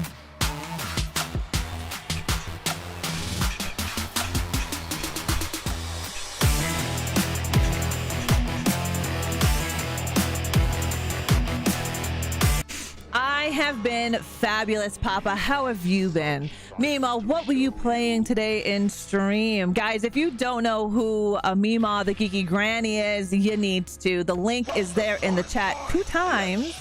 Click on it. Check it out. If you're vibing with what she's putting down, make sure to give her a follow and pop in there when she is live. Hello, Dragon. How are you? A little Poppy playtime. Ooh, nice. For Puppet Mayhem. Nice. I got her Poppy playtime. And how are you enjoying Poppy playtime? Nice. We got another tea set. Oh, okay. So we have to get license plates. What is this shenanigans of craziness? Let's see. Look at this. Look at this. You're on. Oh, are you really? Hi, Jedi. How are you? Livers? Well, I don't know about livers. This is cool. Closed Sundays. That is fucking cool. That is cool. By the way, guys, if you don't know who I am, I'm ReAnimateHer. I am a horror content creator here. Not a whore, but I don't mind them either. Creator here on Twitch. And we are checking out the Texas Chainsaw Massacre video game mode called Museum, which just dropped, I believe, last week as an update. And if you've ever played the game Friday the 13th, it's very similar to their virtual cabin. I think that's so friggin' cool. Toby meets the cook. Director Toby Hooper offered the part of the old man, the cook, to Jimmy Seaver after they worked together in the 1971 film. I have plans to create one. The cast in said film. Hooper and Cito weren't the only Texas Chainsaw Massacre alumni to work on the Wind Splitter.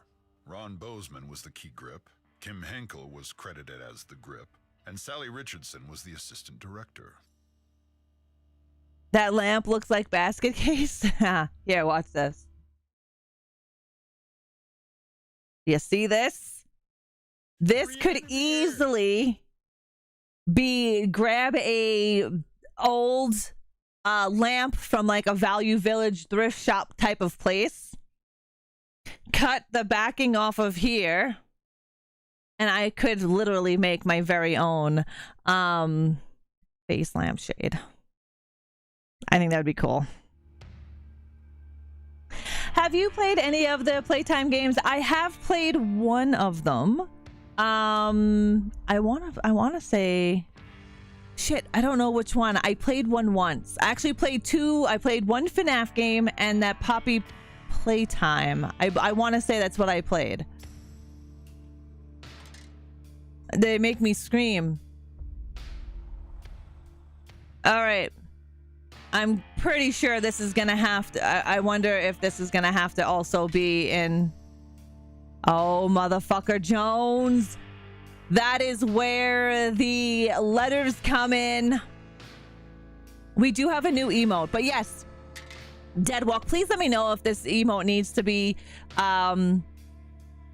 it needs to be visually better. We do have a motherfucking Jones emote.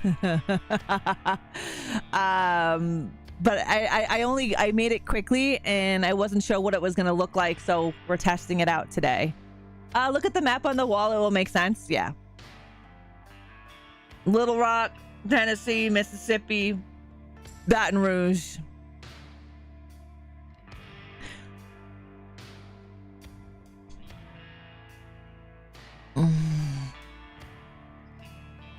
God damn it, this turning is slow. Okay, Louisiana. Baton Rouge is what in Louisiana, right? Tennessee. News of the day.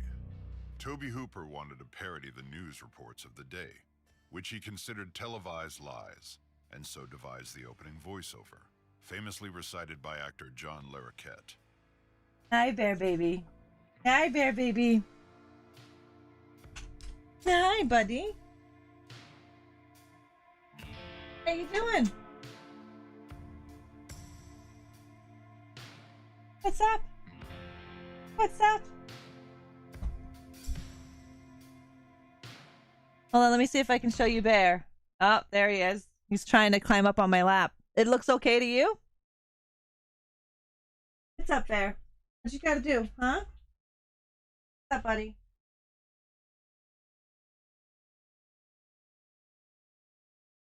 I'm dog sitting my friend's pup. His name is Bear. He's a beautiful Australian Shepherd. She comes back tonight. Well, actually, really Thursday morning at like 2 a.m. if her flight's not delayed. All right. So we need to do Arkansas, Tennessee, Mississippi, and Louisiana. Arkansas, Tennessee.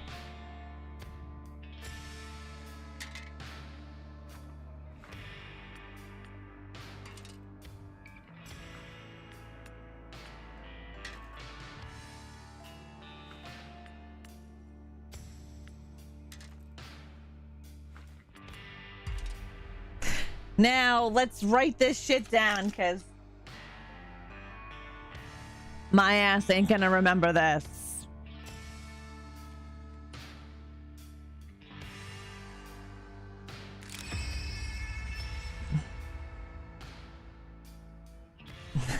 It spells meat. I'll remember that, because I like meat. But yeah, I love this lampshade. Toby meets the cook. Yes, Toby meets the cook. This lampshade is kick-ass. I do know somebody who creates these things. I met them at a horror con one year. They make very similar stuff. It looks really creepy and really cool.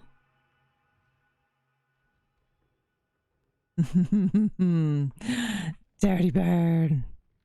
All right, meat. Who doesn't like meat? I should have guessed this one.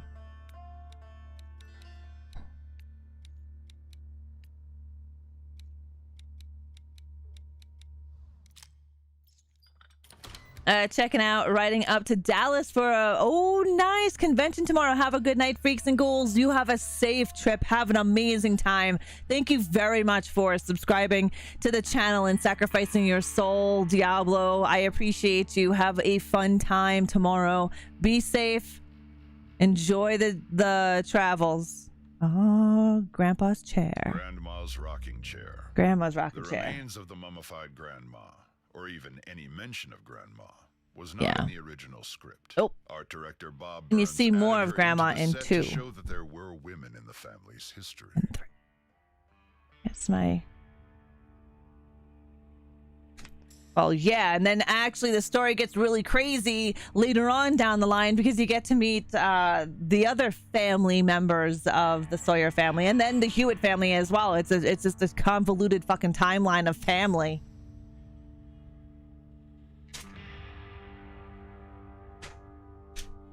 You're gonna need that hand on the floor in front of you.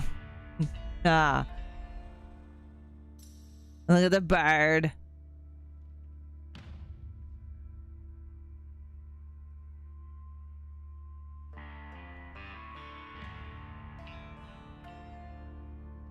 Do not feed Grandpa. Oh. The Hitchhiker's origins. According to actor Edwin Neal, he based his performance of the hitchhiker on his nephew, who suffered from paranoid schizophrenia. He actually talked about this at a panel at one of the horror conventions. And he's super nice. We're friends on Facebook.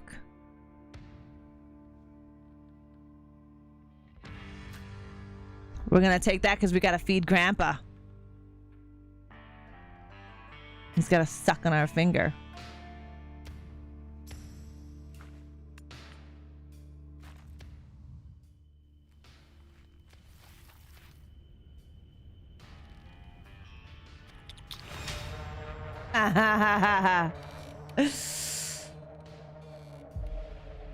Nice. Where'd Grandpa go?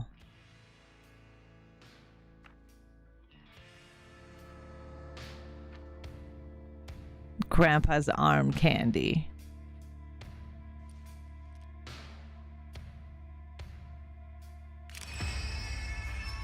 That is so funny. 2 psycho families, the arm gets a whole chair. Yeah, it does. So in the, I think Texas Chainsaw Massacre has the most convoluted timeline in any horror movie. So basically there are technically 3 timelines, but the first half is the Sawyer family. And then you have the Hewitt family, which comes in later on. All right, so we need Kris Kringle, Skullwall, and family dinner. Sorry, family dinner. All right, so that would be downstairs.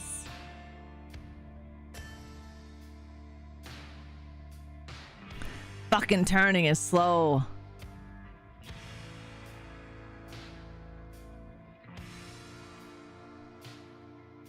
All right, let's take a look. Did we open this up yet? I don't know if it would close by itself. Genuine bone furnishings. The bones used for props were real animal bones. Oh, that's not good. A veterinarian boneyard and a cattle pasture. Art director Robert Burns led the charge of designing most of the bone props, like furniture and light fixtures. I love the furniture. I like the love seat from the movie. It's in the bone room.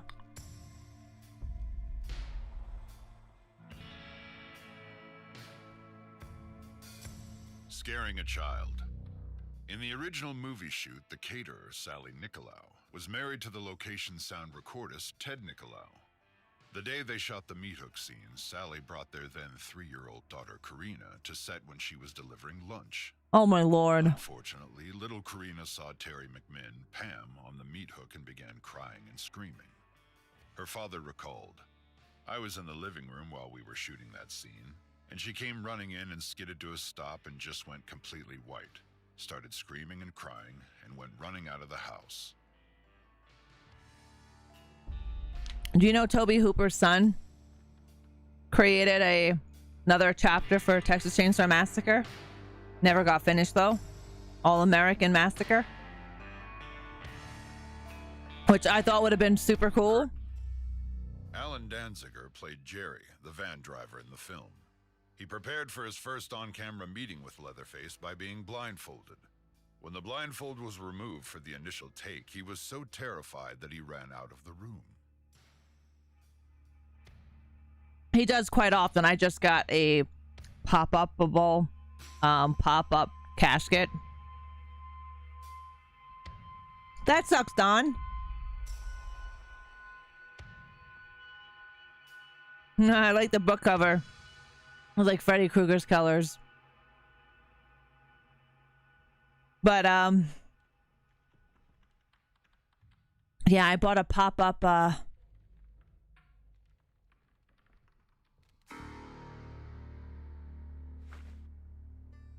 oh fuck. I'm gonna have to put this in an order, aren't I? Yeah.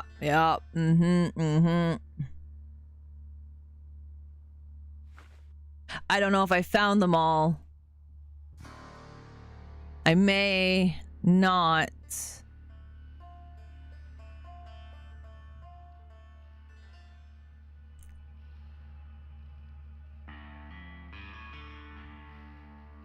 Yeah, you're gonna have to put them all in an order. Is that one that goes there? I think that one goes there. And then there'd be one here. No, that one has curled horns. Yeah, that one would go. Ah, sweet.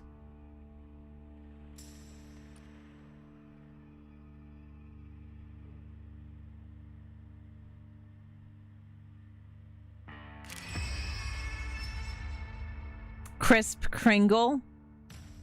Oh well, that looks confusing. They need to clean up all the spider web. Now we have that one. So Kris Kringle is in the living room. So let's go back to the living room.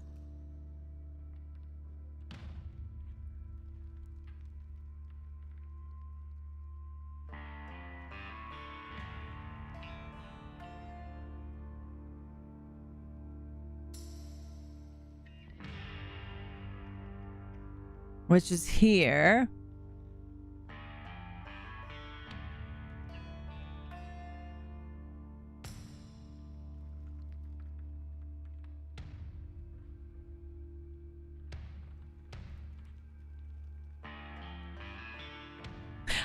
Right there. I'm gonna assume the feet that are hanging out, but I mean, I fucking could be wrong. Kris Kringle. Fireplace. Ha ha. I like the little play on words. Okay, so let's see what we still need for the family dinner. There are a few things we still need for the family. I don't know if we have them all yet. The benefits are great, but the screams will kill ya.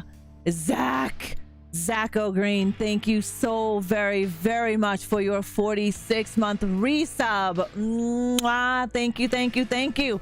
By the way, while I'm here, Devil Dog also dropped some Tiggle Bitties and a resub as well. So thank you very, very much, Devil Dog, for the 1,000 Tiggle Bitties that he dropped earlier today, as well as a 53-month resub. I wanted to say that for Devil Dog. Thank you for the sub hype, Zach. I hope you're doing well. Have you played the museum mode yet, Zach? All right, I think am I missing a food bowl?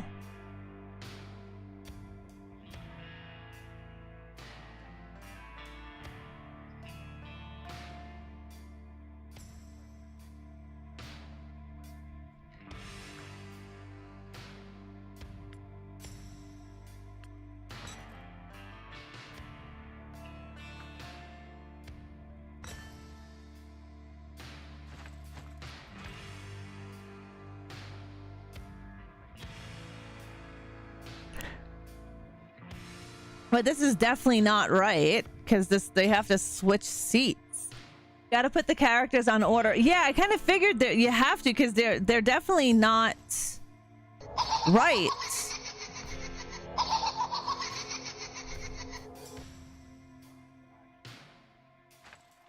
Oops.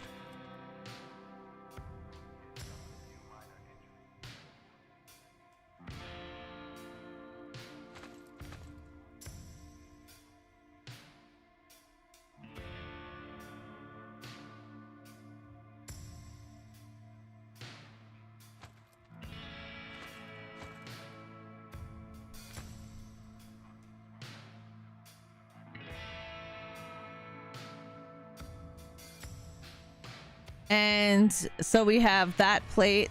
Okay, so he gets the sausages.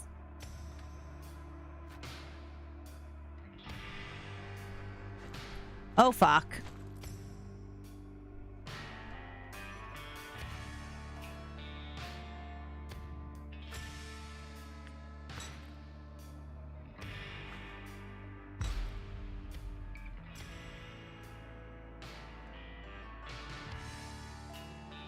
Okay.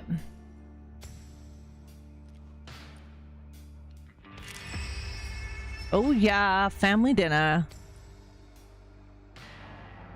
Sweet. I was gonna say what Heavy says, but I'm not gonna say that. I had it, yeah. The forest meat. Moon over Miami, how are you?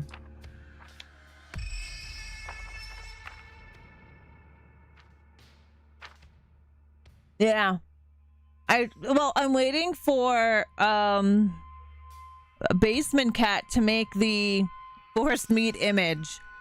All right.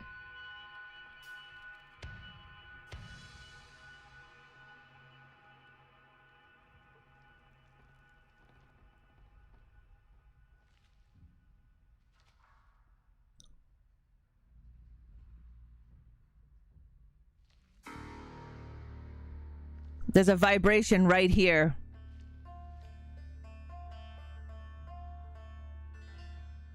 There's got to be something here underneath the stairs, I'm thinking. It's not one of these things. Blood and gore are limited in the film is because Toby Hooper and Kim Henkel felt that I think I see it, which would be Chop Top. According to screenwriter Kim Henkel, he and Toby Hooper reached out to the MPAA to discuss the Hey, Texas, how are you? Slapped with an X rating. Apparently, the investors of the film were terrified that the film would get an X rating, so all these thoughts were front of mind during production. Yep. Ultimately, Hooper and Henkel's original vision of inflicting fear and intensity with the gore and blood implied worked to the film's benefit and made a bigger impact. They'd rather you have seen it in your mind's eye than anything. But here, if you're talking about this, right here.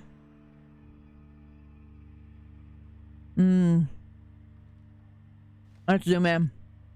Is that Chop Top? I mean, it really could be.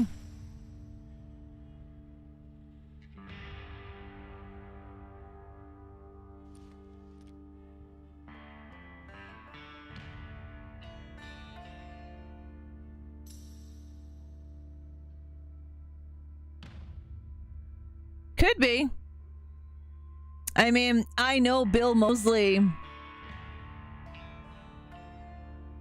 And Robbie, whatchamacallit, Hobbs were all at a luncheon when the creation of Texas Chainsaw Massacre was happening. That could be a Chop Top. And if you guys don't know who Chop Top is, it was played by Bill Moseley.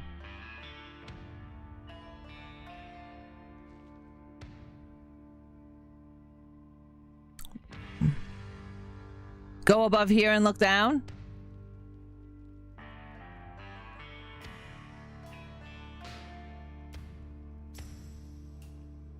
Same mark on the head, yeah.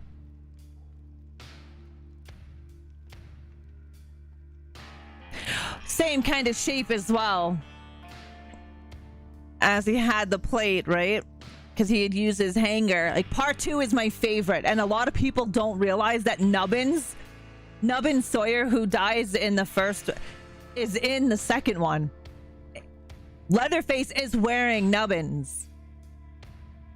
Do you know how many people did not know that Nubbins was in the second one? It's what he's wearing when he's on the road in the tow truck and they're going after the 2 jocks in the car with the chainsaw.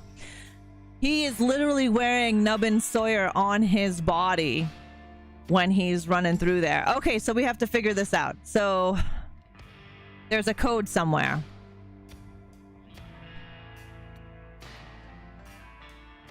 They also add new voice lines with this update that reference Chop Top. I'm hoping. Didn't realize that until Rob pointed it out. Blood spatter. I have been hoping for Chop Top. So, and the only reason why the stamp, the only reason why I even say Chop Top is, like I said, back in the day, Hobbs, who also worked on this, who does also Inphonic, a while back, took a picture of him and Chop Top. I mean, Bill Moseley. When they announced that they had the game Texas Chainsaw Massacre.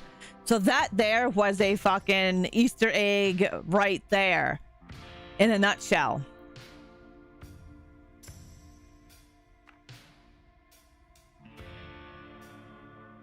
The stamp, yeah.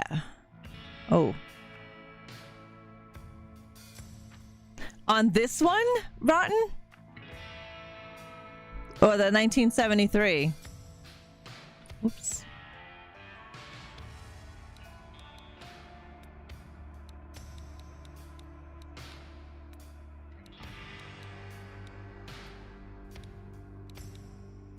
No. There's a code on it. Hey, Brundle, how are you?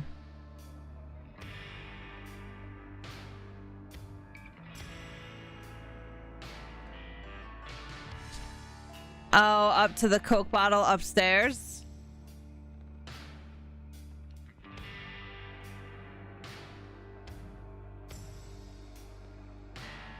Possibly, Brundle? I don't know.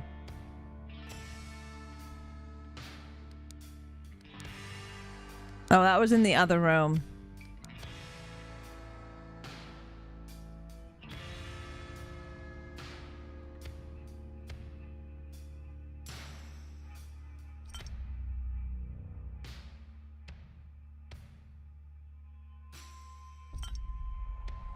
$1939. The fucking turning in this thing is so slow. Oh my lord. So very slow. I don't know why it's so slow.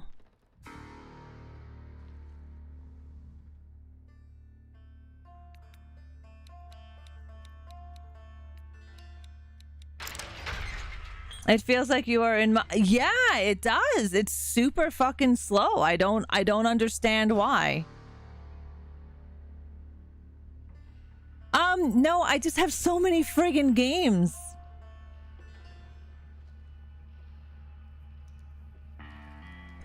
That is so awesome.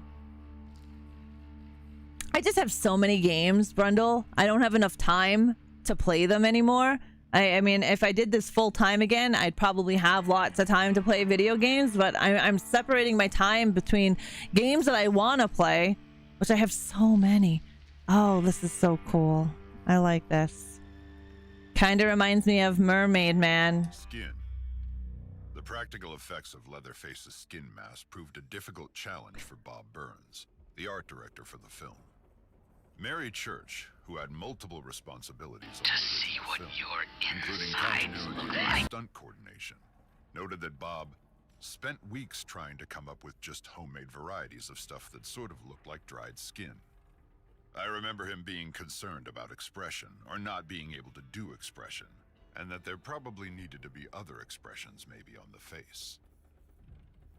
Yeah.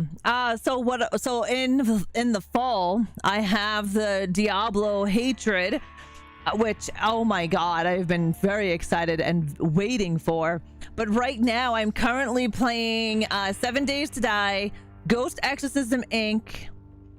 I have 3 new horror games, indie horror titles to play on top.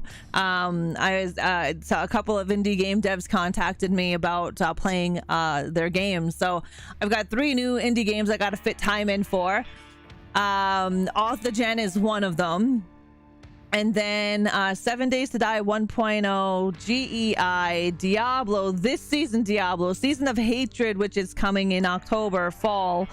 And then Killer Clowns, Texas Chainsaw Massacre. I just don't have enough time. Ravenous Devils. I fucking love Ravenous Devils. I got to get back to playing that game. If you guys haven't checked out Ravenous Devils, you really, really, really should, because it is a fun game. It's a cannibal game. It's the Sweeney Todd of video games. All right, Killing Time, Rear Basement, Pig-Headed Bad Dancer with a Killer Arm, Hand Burger, Basement Storage, Frozen Finger Food, Cold Room. I like that, Hand Burger. It's like the ears are the onion rings of the body. Fake blood. The blood splatter effect on Leatherface's apron during the Franklin death scene required corn syrup, food coloring, and a lot of spitting. Makeup artist Dorothy Dottie Pearl, director Toby Hooper, and even boom operator Wayne Bell knelt by Franklin during the shooting. As Leatherface slashed, the 3 took mouthfuls of blood and spit it at him. For me, this was just a delight, said Bell. I care nothing about horror movies, but this was pretty playful. Could you imagine being spit at like that? Hand burgers, yeah. I like that. This is where it gets hard, but this is also the end. Yeah, in the virtual cabin, it wasn't easy at the end either.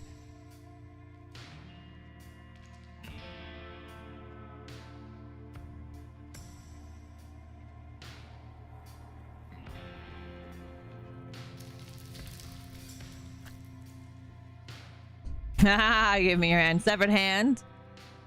Beautiful, beautiful. A delicious leg. I like that. I like the slimy stuff.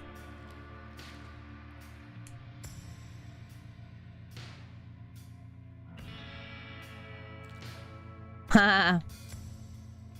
Just hanging around, are you? See, that there always reminds me of a Hellraiser visual. We've got an ad break. Ra needed a hand to get a leg up. Look at that torsos.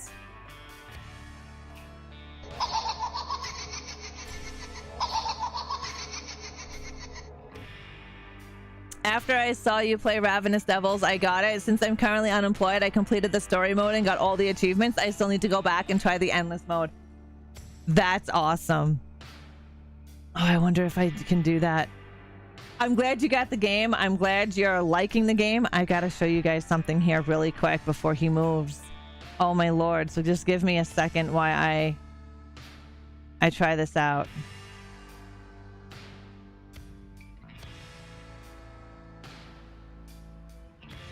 My IP changed since I... fucking whores. 192.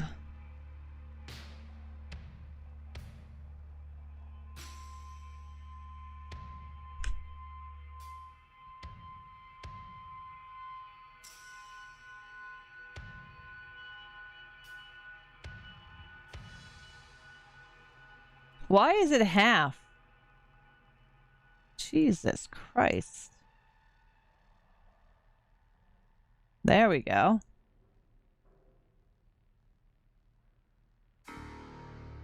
Isn't that fucking adorable? He's so friggin' sweet. I think he's so goddamn cute, Mr. Bear. Look at you. I sees you. I sees you.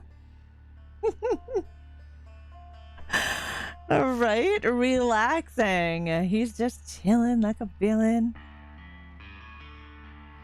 Oh, no wonder why. My firebot has been all wonky. What in the fuck nuggets? All right, that was weird. Anyways, he's gonna flip his kibble. Oh my god. Yeah. The husband had a skeleton skin. Yes, he does. I think my character is running that actually right now. Oh, I like to poke that. I just want to poke it.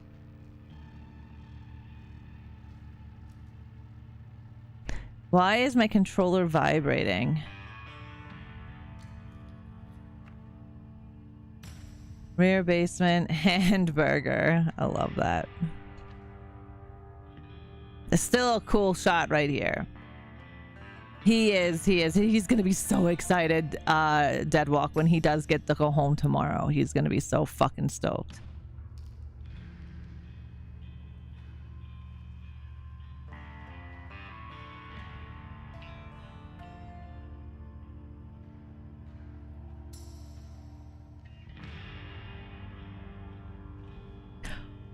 Oh my god, you had 8 Mr. Rotten Treats? Holy shit!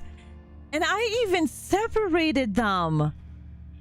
Like, I have it, so I can't control really when the ads pop up. I only have a choice of 3 minutes, 5 minutes, and like 8 minutes or some shit like that. And so I have it on the minimal one, which I think is 3 minutes, but they're supposed to be broken up into 30-minute intervals, so it's only a minute and change of ads, and then another 30 minutes later is another minute of ads. So that's 3 minutes of ads in an hour. That's what I have it set to, and you got 8 fucking ads, Mr. Rotten Treats. Holy shit. And I have no control over that. I do have it to where pre-roll ads are turned off when an ad is ran. But my god, 8 ads in 30 seconds. Oh my fucking Christ. I swear to god their ad scheduling thing doesn't work correctly.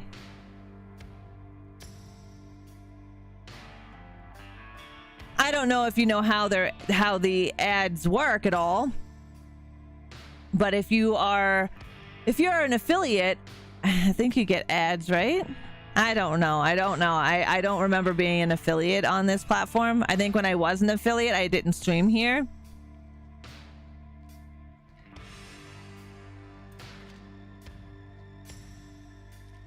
Oh, wrong thing. Sorry. Nice.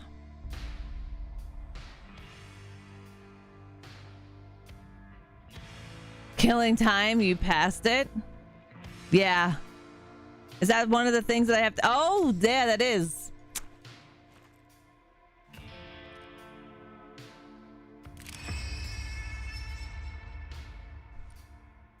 I would have looked at my list and would have went back to it and would have been like, oh yes, I seen a clock with a knife in it. I forgot that I'm doing a list too.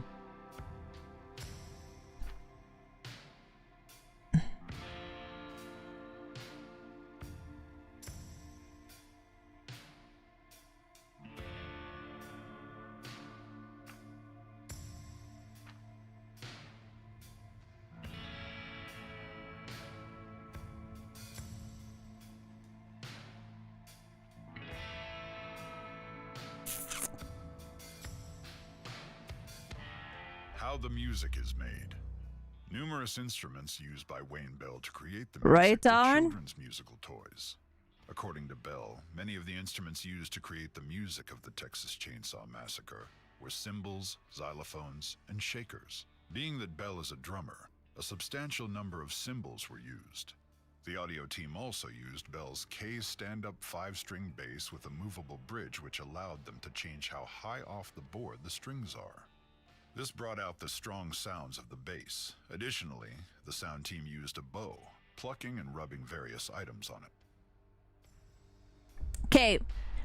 Does anybody here know Chop Top's name in the movie? Besides Chop Top, because Chop Top is his nickname.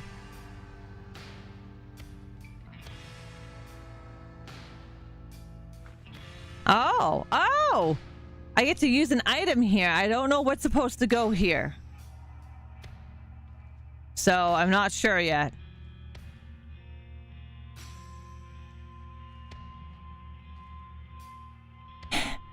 The hamburger. And try that. Oh, there we go.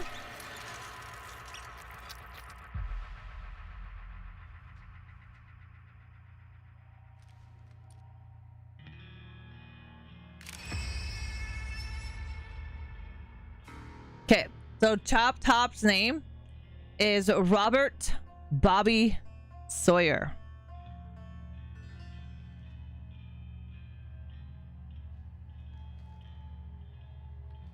Robert, aka Bobby Sawyer.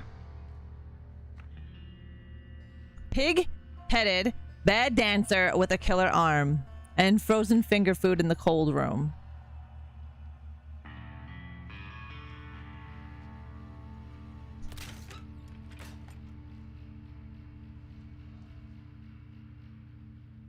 Wait, didn't I come through here? Oh, balls and wieners.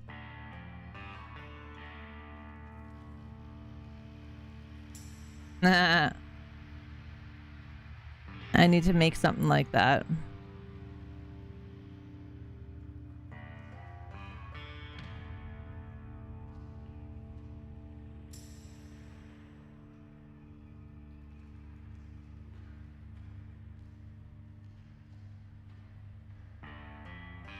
Okay, that goes into that room. That goes around.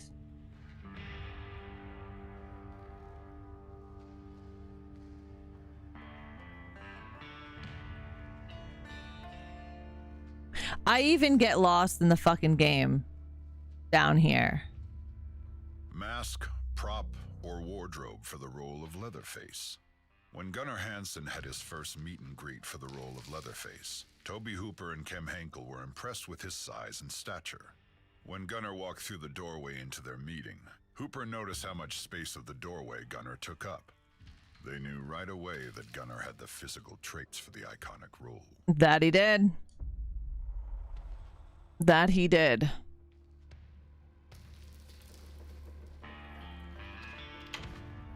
Oh, we got a leg here. Ah, leg day. Skin. Yep, we did that one. Actually, let me just finish going through here. We did this one. So we do have to put body parts together.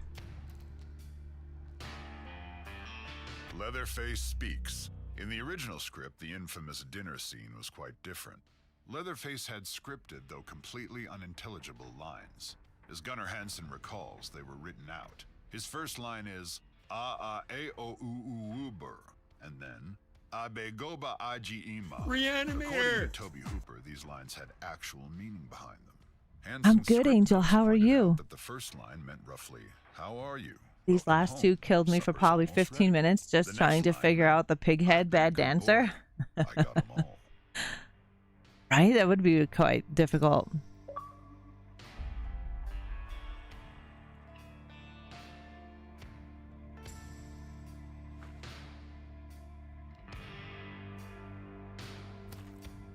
I can't go there.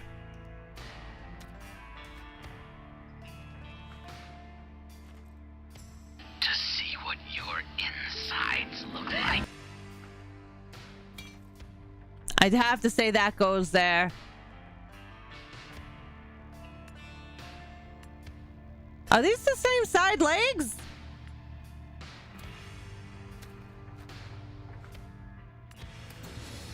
Yeah. Welcome to my world, bitch. I have no idea. What the heck is this? This is the, Masks. The Leatherface masks would become this is the iconic. museum mode in But Texas they were Chainsaw hard to Massacre, see. Rage. How have you've been Hansen better? explained. I hope everything's The gets masks had better. one unfortunate feature. Their eye holes were small. They fit Bad snugly dancer, between my haha. eyes. And the further the eye holes That's were from funny. my face, Yeah, the less just like I the could virtual see. cabin. It was like looking down a long tube. I could see only what was directly in front of me. Yep, and one of the reasons why he hit his head, not only because he was wearing fucking 3-inch fucking heels.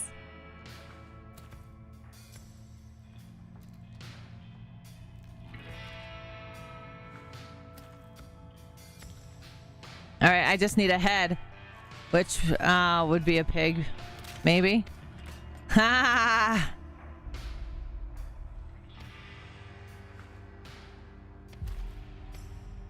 Boom.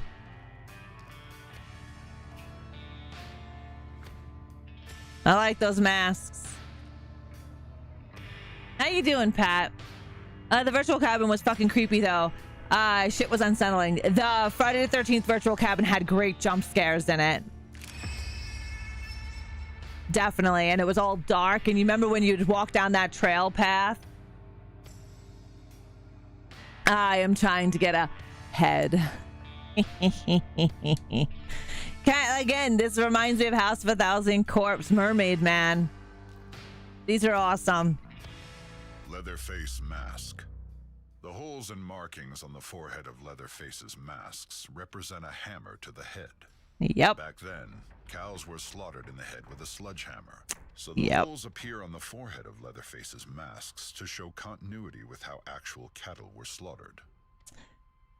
Yes, sirree, Bob. Digging Jason up at the cemetery, that shit scared me. Right? Right? How was the gym, Pat? Yeah, no, it was always a good time with, All right, so frozen finger food in the cold room. I gotta find the fucking cold room. I get lost down here when I play the effing game as Leatherface. Let alone try to find... Did I examine this? Masks. Art director Bob Burns performed a significant amount of trial and error to perfect the Leatherface mask. Ultimately, he landed on liquid latex and thin insulation, which aged Perfect. naturally Thanks. and yellowed.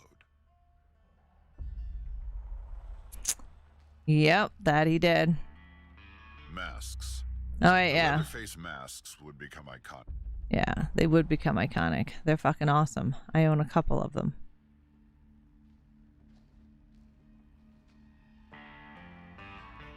Ah, there's the cold room. I sees it. Cast members only. A body now posed in an unusual position. They look like two joints on the side, but that kind of looks like a... like an 8.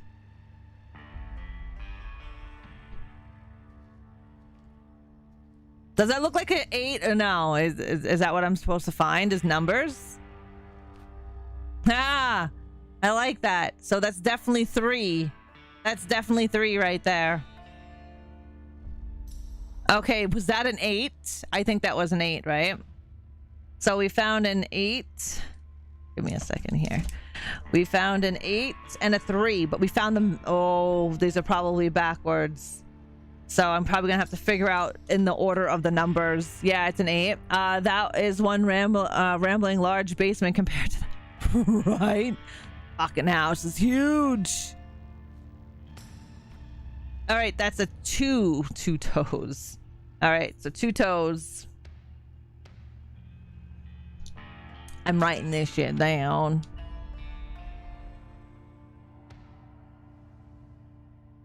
Ah, crap. I gotta... That's where the code is gonna go. Okay, so there's gotta be another number somewhere along the line. Is that someone's asshole? Hold up. I gotta go back over here. Let me just take a look at this shit. Oh, it's a pig's asshole. Okay. I was like, is that someone's asshole? Okay, I will. I like that. That's cool. I'm taking a picture of that. I don't know if I get to keep these pictures or not, but I think that's effing cool. Oh. That's a 4.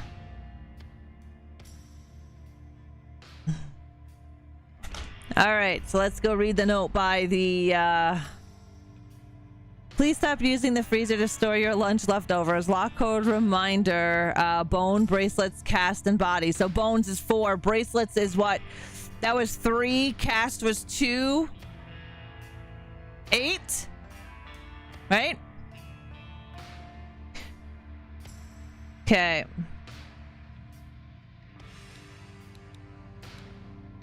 Cause 3 fingers. Booyah. Nice.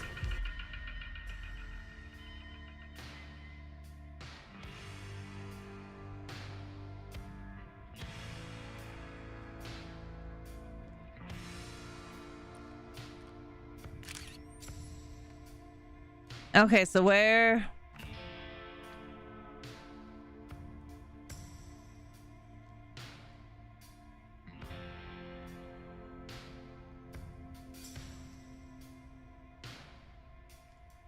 What is this? Frozen finger food. Cold room.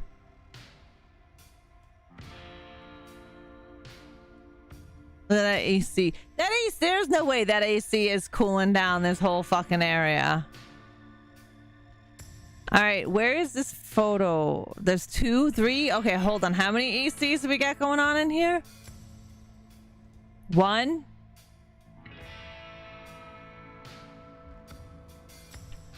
2.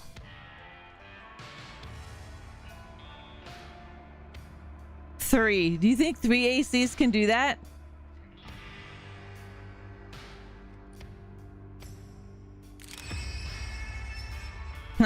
Frozen finger food. Do you think 3 ACs will be able to make something that cold? I don't think it would be able to. That's just me.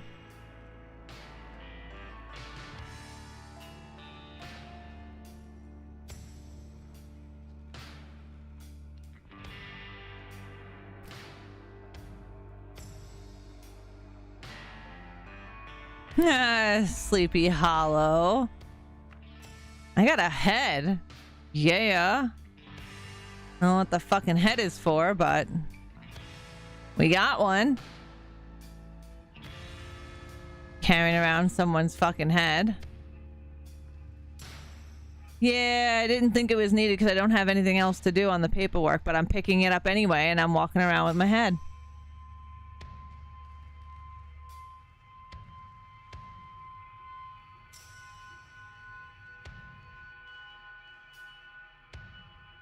Unless there's something else, which I have no friggin' idea what else is, if there's anything else, or if that's it, once I turn it in. Like Jason coming out of the water carrying Freddy's head. Being underground probably helps keep out the heat. And that's a giant possibility. I don't know if 3 freezers could do that.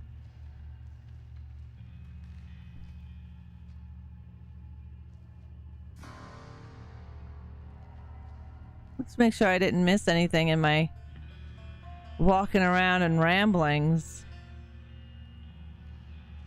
But yeah, this basement's effing huge compared to the house.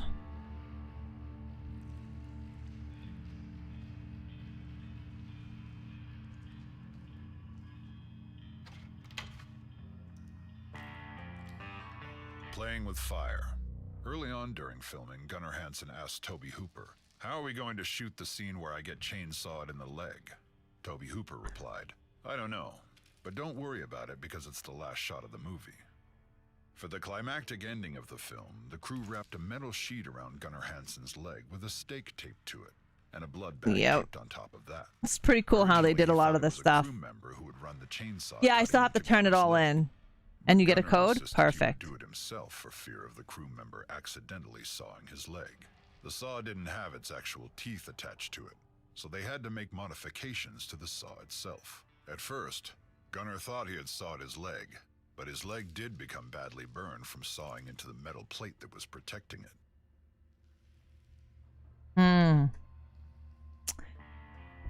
Cool.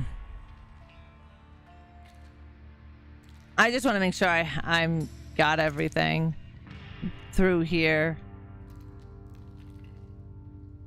But yes, it is pretty cool how... Oh. Chainsaws? Banned in the UK. The film was banned in Yeah. over 10 countries, including Great Britain and Germany. The Texas Chainsaw Massacre managed to have screenings in London. Welcome to the crypt, Wick. But by February of Wico. 1975, I'm not sure how to BFC pronounce your decided name to there, ban but the thank you for film, the follow. as they were uncomfortable about the threats toward the film's climax. And It the would have explicit to be use the of refrigerator abnormal system for a meat psychology. locker. Yeah, we would think Refused there to would be even freezers. give Those are going to come in its handy. rating. Wait, those are going to 1982, come former into Prime play as Minister soon of as you turn your England, paper in. Margaret Thatcher, along with socially conservative activist Mary Whitehouse, The video formed the nasties. Yep. which I led have to a the book banning on of the video several horror nasties. films in the United Kingdom. Additionally, in the early years of Prime Cable, channels like HBO refused to air the Texas Chainsaw Massacre. Yep. Many cable channels avoided the film at all costs. Sons of bitches. All right. So I should probably go and hand this in before I go any further.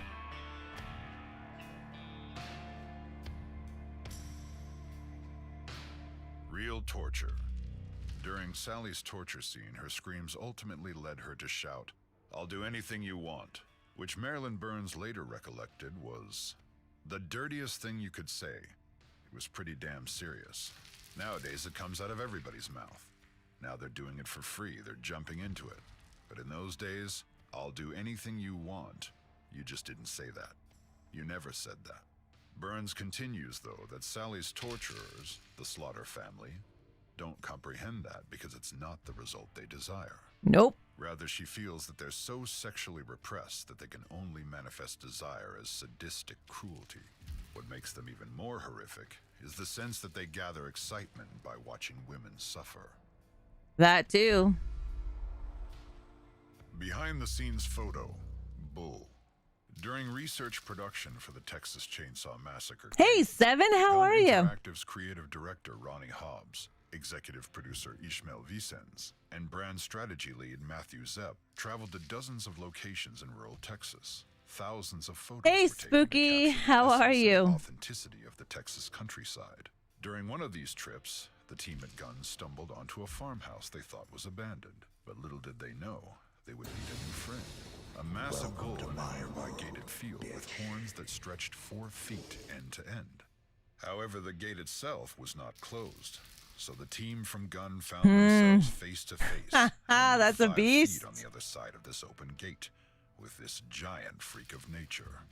The Gun crew were It's not a initially freak of terrified, nature. but they carefully and meticulously walked around the fence while keeping their eyes on this massive creature.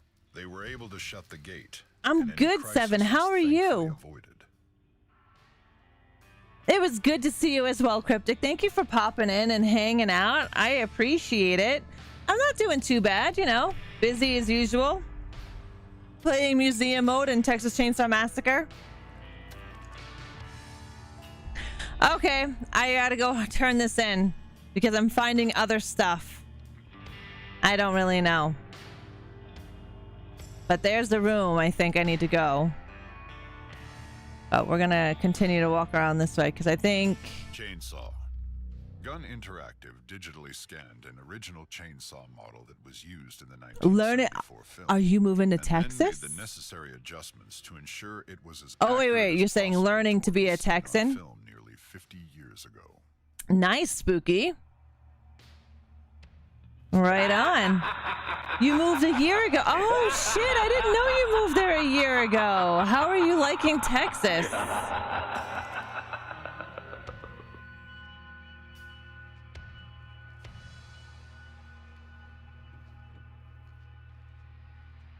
All right. So here's this.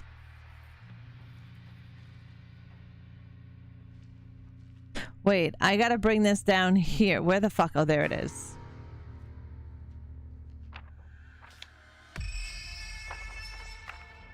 No, you never told me. That chainsaw. Okay. That's awesome. So I go back to that room with the chainsaws.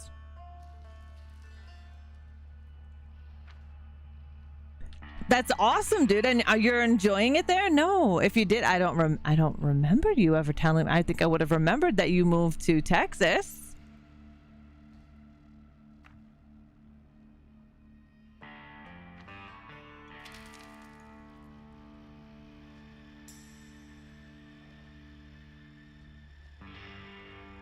I found a leg. Does that do anything? Fuck, I hate how slow this shit turns. Play them and write them. Wait, play them. Write down how many times each one plays. Oh, you mean the chainsaw?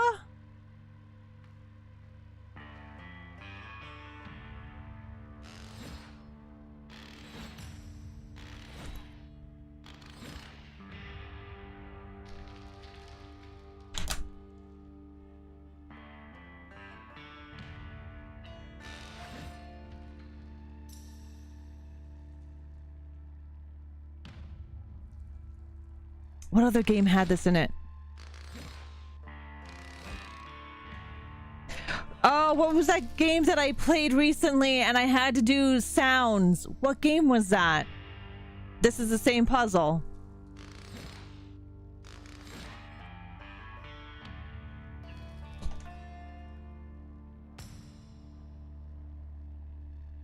Guitar Hero, right?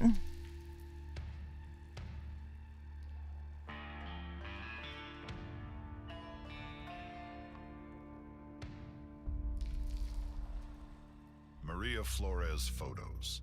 Several of the photos used for Maria Flores' story were I don't taken in know. a massive sunflower field that seemed to go on for miles. While 4132? stunningly beautiful, this area was also infested with rattlesnakes. Thankfully, the Gun Interactive crew persevered after a few close encounters with the venomous snakes, and were able to capture thousands of photos to help build the lore of our game's catalyst. Nice. Flores. By the pig head. That's the one. That's the gate that I looked out of. I think it's just the game. Deadwalk 13 said 30 minutes.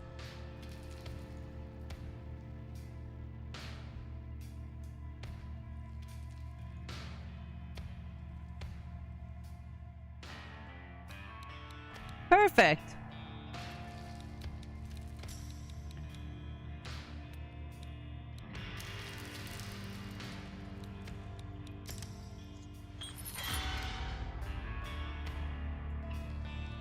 What game was it that I was playing?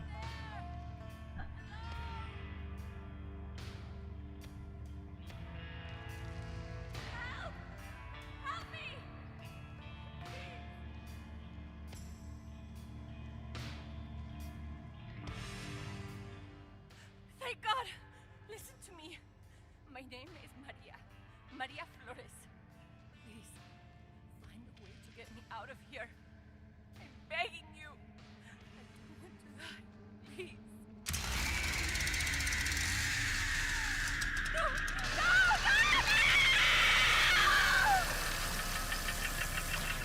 Nice. Nice. Photo exhibits unlocked.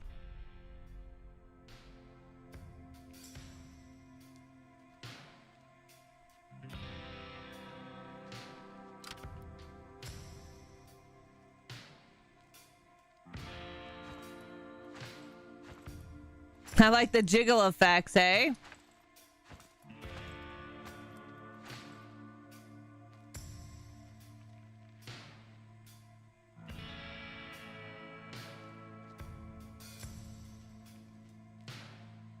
And now the rest of this is just photo exhibits. You can use them to make video. Yes. That's pretty cool.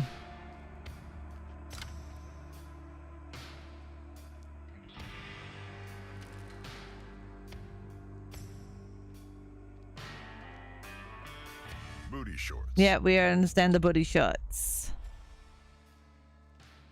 That's pretty cool, though. I like that.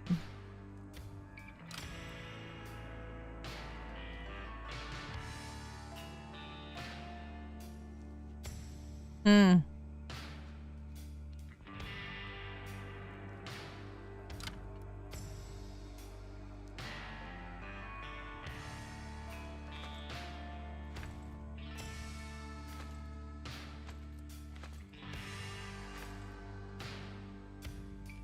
Huh.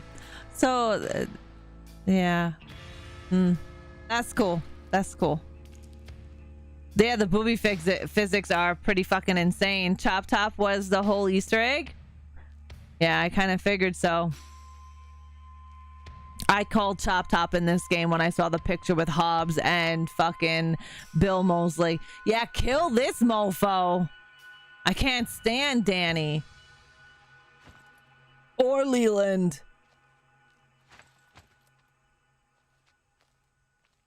Nice. Almost every hand you've ever shaken has had a dick in it. Basically. No one likes dick physics unless it's a dick shot. Well, I mean, there should be some physics. I mean, come on now. Do you see how many times I shoot dick? There should be. I mean, whatchamacallit does it right. Zombie Army 4. Look at old lady.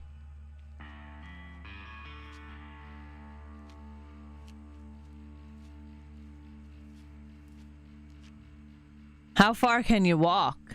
Oh, that's just it to the armadillo. Do you see his apron move?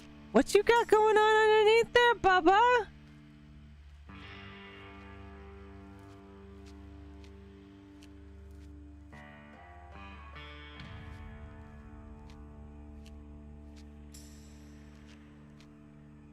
See? Yeah. There's something going on underneath that. Underneath his apron. I don't know what the hell's going on down there, but...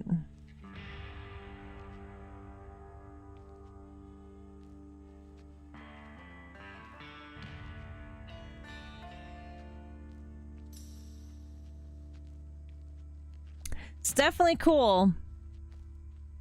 I remember doing the virtual cabin in Friday the 13th, and my God, it was definitely, I think, and this is just my opinion, that the virtual cabin in Friday the 13th was more of a challenge to get through than Texas Chainsaw Massacre was.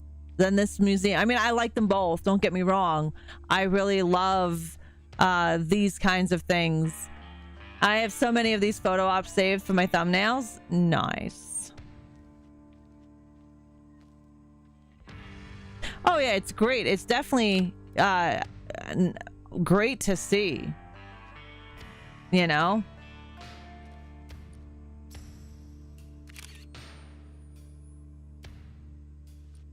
It's cool that they do these things too.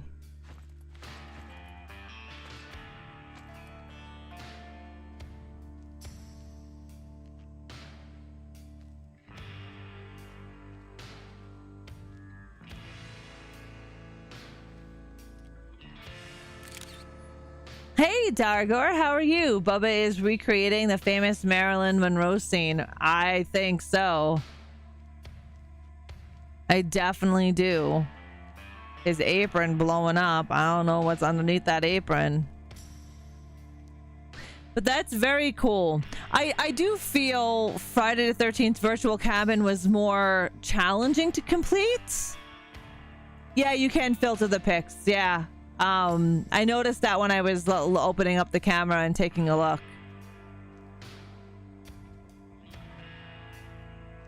I'll be going through this again on my own time and doing some photo things and shit because I have some ideas.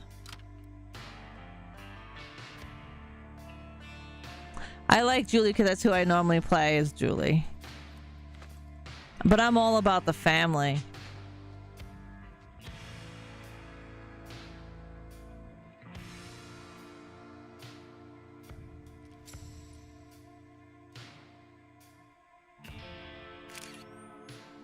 Virtual Cabin, you dug up Savini Jason and instantly got him on this. They just throw in a chop. Yeah. The Assassin's Creed games from Origin on have a museum mode, which is super interesting, but very long. That's awesome. Great. Taking a break from work. How's work going, Dargor? Working / gaming. That's the good thing about working from home. That's awesome. I work from home Mondays and Fridays, so I definitely understand how awesome it is. It's a good time working from home. I definitely wish I could do it Monday through Friday instead of just 2 days a week, but I'm happy just to have it at 2 days.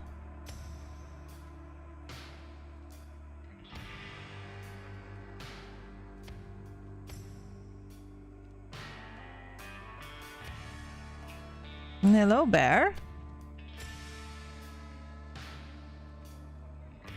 The turning is very wide dynamic. A very wide dynamic. Ooh, that hole looks dark.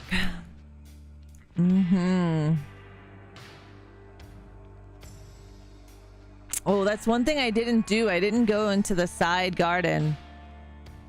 But I don't think you can get into the back door. Fuck, it's wide turn. I don't think it's a setting. I think it's just the way the museum mode is made. When work is slow, something watching a series. Oh yeah, definitely. That's what I do too. I get a lot of movies watched on my watch list. I felt like I was playing a truck drive. I know, right? The fucking turns, like holy shit. But I do the same thing, Dargor. It's how I catch up on all my movies. It's how I watch my TV series. Because if I didn't, I would never finish them.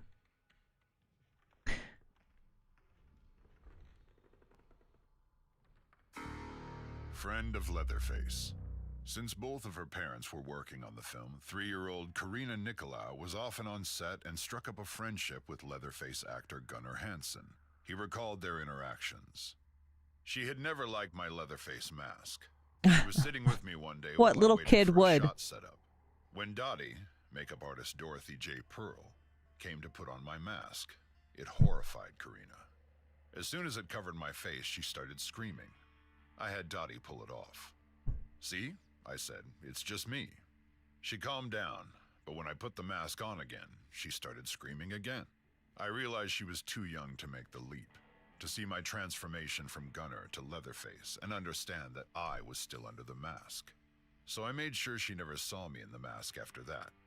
At least until yeah, you have to think about it. At that 3-year-old, like you have to think about that. How little somebody is. Oh, there's my hitch. Hitch, I can't get out, dude. You gotta move.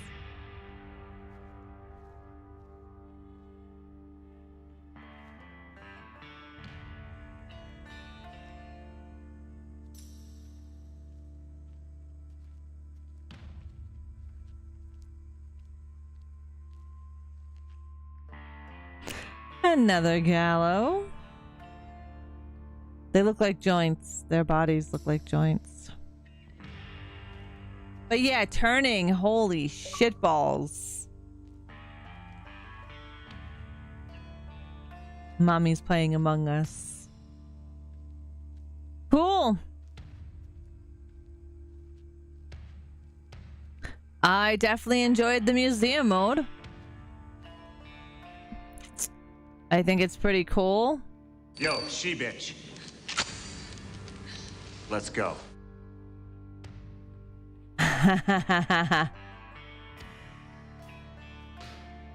But yeah, could you imagine being 3 years old?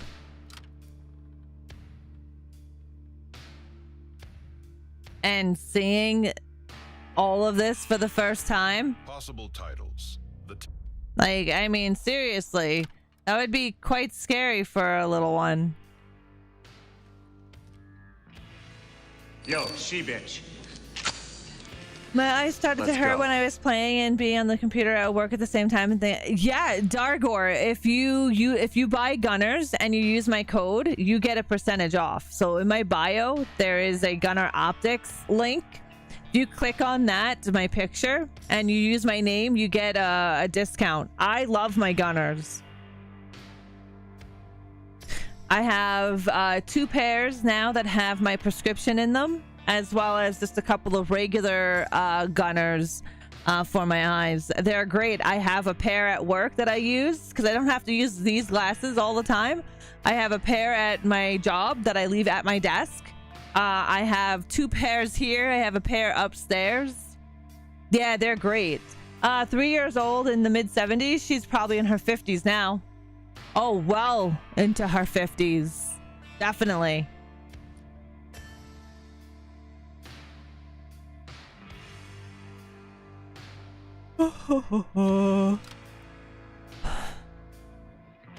Ah.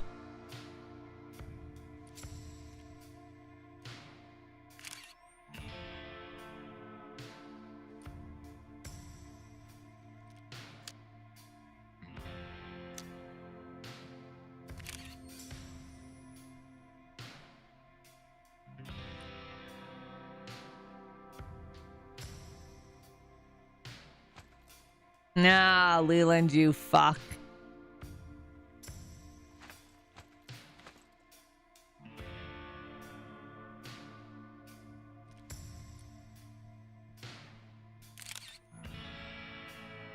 That is so cool. I love that picture.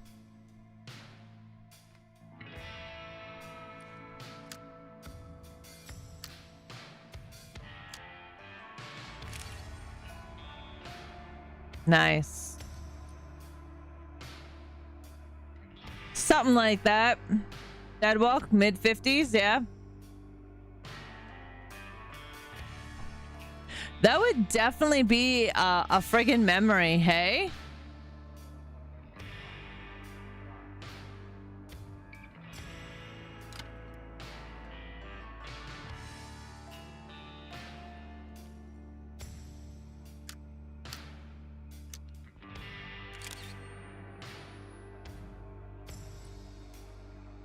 I like it.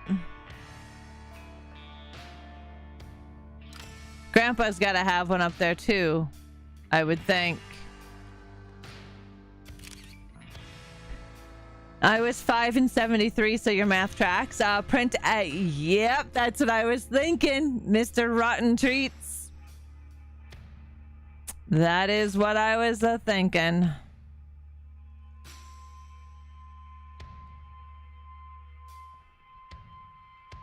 We're gonna go upstairs to see if there's any others.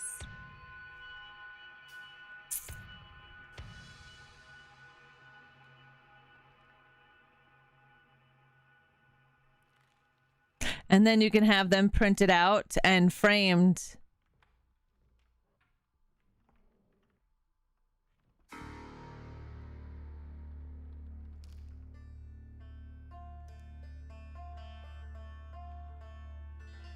I am gonna make one of those statues one of these days. I printed a few of them. I'm gonna have them turned into a cloth for a quilt. Nice, right on.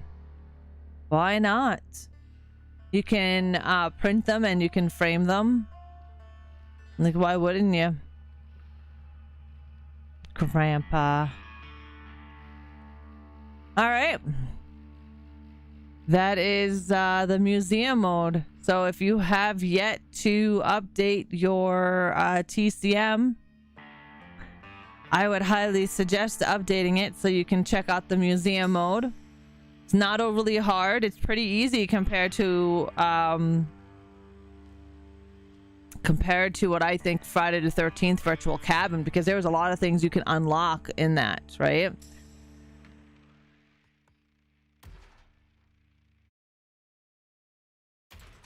But that was pretty effing cool.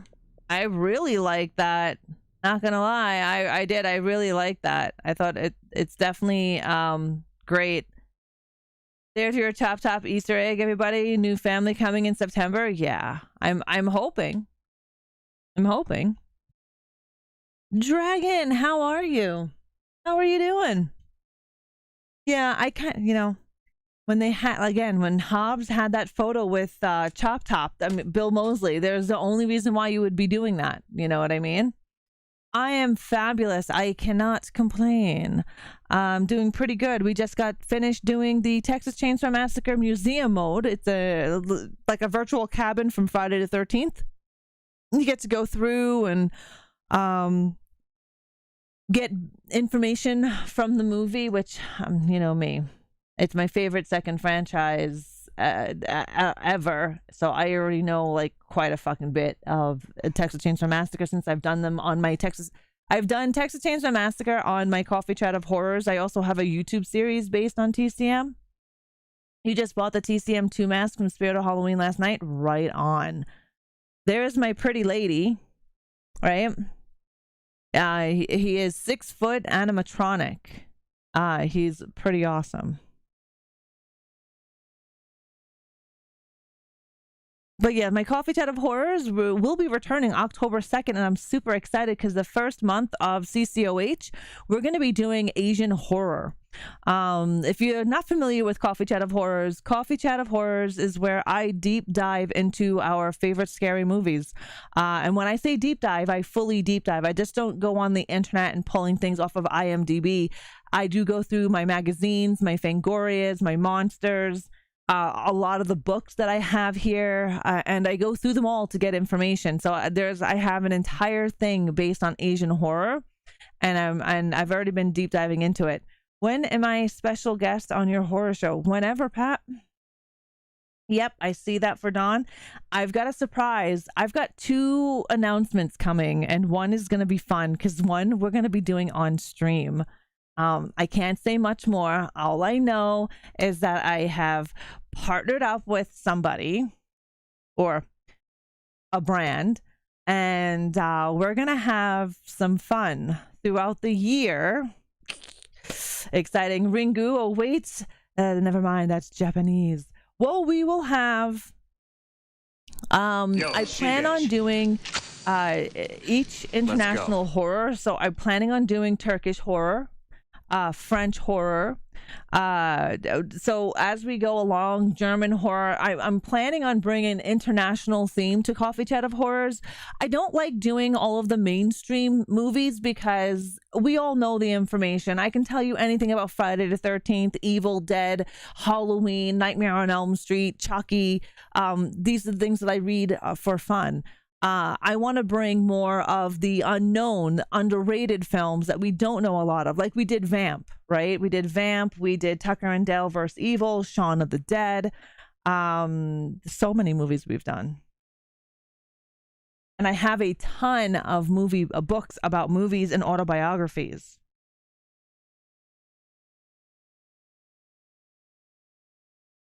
Let's see.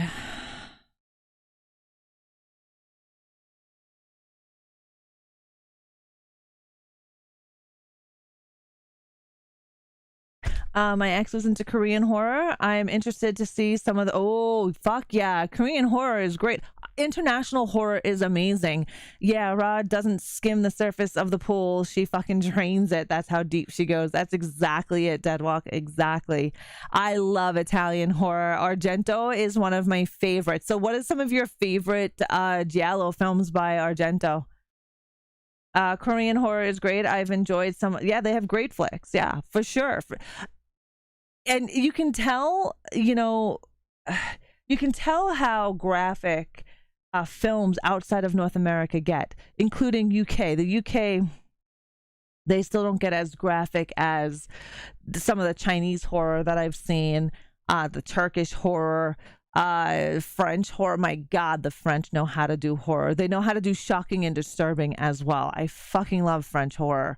Suspiria, the cat with 9 tails. Nice. I just gave a list of 5 giallo movies to get someone started into giallo. I love Bava. I have you seen the documentary on Argento, Mr. Rotten Treats? I'm trying to find a story to read.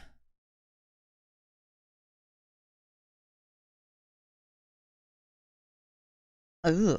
All right, here we go. We're gonna do it. We're gonna do Sam's New Pet.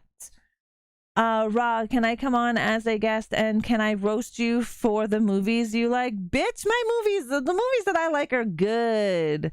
You have shitty movie taste. Oh, Mr. Rotten Treats. Okay, so Shudder, SHUDDER, has a really great documentary on Argento. It just came out, I want to say earlier this year. Mexican horror is good, Dargor. I love the old mythology of Mexican horror. There was The Old Ways is one of my favorite Mexican horror films. I mean, the Satanic Hispanic Satanics. That's another good anthology one. But The Old Ways is a really, really cool Mexican horror. And Mexican horror is really based off of their mythology and legend, which most international horror films are based on. China, Japan, they're all based out of lore. Turkey, all based out of lore. Where French go a bit further than that. French are really good for that shocking and disturbing. You've got Raw, High Tension, Martyrs. They bring a different level. Chinese horror, they definitely bring a more slasher vibe, as well as the Japanese, a more mythology in their own culture to the films. They're very different in each culture. It's really awesome. And for Coffee Chat of Horrors coming back in October, that's what I'm planning on doing, is each month having a category. So for example, October will be Japanese horror films where I deep dive into them. And I'm just throwing it out there. This is not the schedule. Then November would be like French horror. And then December will be Turkish horror or whatever I have planned. I have a lot of international horror planned for the next CCOHs if you are interested in them. I just watched the Japanese found footage movie. Yes, that one's not too bad. This shit is definitely wild. They're really big on that found footage stuff as well. I'm really excited, Dylan. I've been working really hard on CCOH, even in my off time. Okay, so Sam's New Pet. We're doing Scary Stories 3, More Tales to Chill Your Bones, collected by Alvin Schwartz.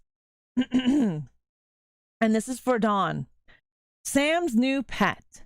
Sam stayed with his grandmother when his parents went to Mexico for their vacation. "We are going to bring you back something nice," his mother told him. "It will be a surprise."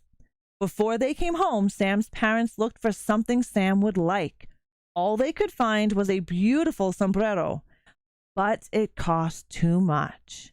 However, that afternoon, while they were eating their lunch in a park, they decided to buy the sombrero after all.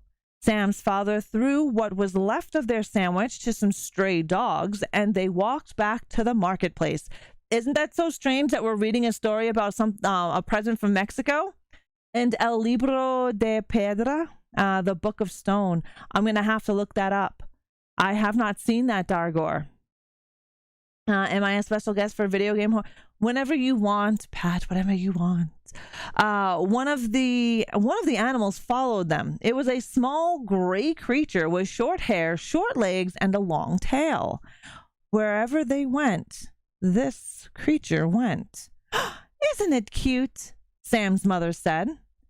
"He must be one of those Mexican hairless dogs. Sam would love him." "He's probably somebody's pet," Sam's father said. They asked several people if they knew who the owners were, but no one did. They just smiled and shrugged their shoulders. Finally, Sam's mother said, "Maybe he's just a stray.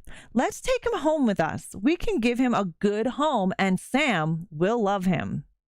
It is against the law to take a pet across the border, but Sam's parents hid the animal in a box, and no one saw it. I call shenanigans on that one. When they got home, they showed it to Sam. "He's a pretty small dog," said Sam.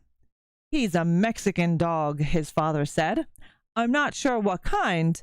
I think it's called a Mexican hairless." "We'll find out. But he's nice, isn't he?" They gave the new pet some dog food. Then they washed it and brushed it and combed its fur. That night, it slept in Sam's bed. When Sam awakened the next morning, his pet was still there. "Mother," he called, "the dog has a cold." The animal's eyes were running, and there was something white around its mouth. Later that morning, Sam's mother took it to the veterinarian. "Where did you get him?" asked the vet. "In Mexico." "We think he's a Mexican hairless. I was going to ask you about that." "He's not a hairless," the vet said. "He's not even a dog. He's a sewer rat, and he has a rabies." What kind of crazy shit is that? Could you imagine bringing home a sewer rat that has rabies? A Mexican hairless dog. That's quite funny. Very funny. Oh, but yes, it is about that time, guys. It is about that time. Thank you. Right, Quindy? Ew. What a coincidence. Mexico, right? Mexico. Also check Macario. Is very unique movie. I will, Dargar. Thank you for those suggestions. I love international horror, and I really like Mexican culture. So I will definitely look those up. Thank you for being here, Don. What kind of parents think that this is a good pet for a kid, right? They thought it was a Mexican hairless dog. Pat, thank you for being here. I hope you have a good night. Have a good night, Sarcastic Freedom. But thank you guys so very, very, very much for coming in here and hanging out with me. Whether you watched on YouTube, you watched on Twitch, Twitter, all three platforms that I'm streaming on is Twitch, Twitter, and YouTube. If you've watched me on all three of those, thank you so very much for your time. Thank you for hanging out with me. I really do appreciate you coming in here and hanging out. Zacho Green, thank you for your 46-month resub. Mima the Geeky Granny, thank you for the awesome raid. Dylan, you just bought me a secret gift and you wanted me to look in general. Oh my goodness gracious. What did you do, Dylan? Dylan, just cause. I really appreciate you getting me a secret gift, Dylan. Thank you. You spoil the hell out of me. Thank you very, very much. Deadwalk, thank you for doing what you do. Did that pop up on the stream? Maeve, thank you for being here. I appreciate it. You'll be for 7 Days to Die. Nice. Is Dylan still here? The Gothic Storyteller, thank you for the raid. Diablo USMV, thank you for sacrificing your soul. Devil Dog, thank you for your tiggle bitties that you cheered while I was off stream 4 hours ago. And thank you so much for your 53-month resub as well. But Dylan, I don't know if that played. And I don't know if Dylan is still in here. Oh, there you are, Dylan. Of course, it was a Michael. Oh, what? It comes up as a secret gift for me, so I don't know what it is until it comes here. That's how it usually works. Like, I don't see it until it comes. It doesn't show me. But is that what you got me? It's a mask I do not have. That is a mask I do not have. And yeah, it just says just cause. Thank you very, very much. You know I'm going to have to be opening it up on stream, Dylan. I really do appreciate you gifting me that. Thank you. You help take away some of the stress I've had lately with my brother being sick. Well, thank you very much for those kind words, Stormy. It sucks when our family members are sick, especially very sick and unsure with what and how they got it. So I'm very glad that your brother is on the mend. Super glad that he's on the mend and feeling better. Hopefully he'll be 100% by the time all of his medication is done. And what, that's like in like 3 more days? Hey, Ed, must be a libre in the afterlife. Those animals guide you on other side in Mexican culture. Really, Dargor? That's interesting. You played the pinball version of this game today? Nice, nice, Ed. It's a fun game. Yeah, it doesn't show me. It doesn't show me, but I'm excited, Dylan. Thank you so very much. Like, seriously, thank you. You'd never have to do anything like that, so Welcome to my world, bitch. I appreciate it. Hello, Onyx. How are you? Of course, Stormy. Of course. I love your emote, Onyx. Ad's almost done. Okay, yeah, we'll wait till the ad is just about done. It's 44 seconds. Unfortunately, we have the ads on Twitch. I do have them set to 3 minutes an hour, so you guys aren't bombarded with effing ads, but I don't know how else to lessen them. I don't know how else to lessen these ads other than, I don't know. Of course, love to do nice things every now and again, and I really appreciate it, Dylan. Thank you so very much for doing those nice things. I'm having some issues, but doing okay-ish overall. Well, I'm going to give out some juju to everybody in the chat because I have a feeling that we all could use a little bump of positive energy and some extra love in the chat. I know life has been hard for quite a few people. Even if you don't think you're dealing with some shit, everybody deals with stuff. And you still being here and kicking ass and doing your shit, that's real strength. Real strength. I do hope everybody has a healthy and happy life. I hope everyone is doing well. And if you're not, know that there is help out there and there are people who do love you.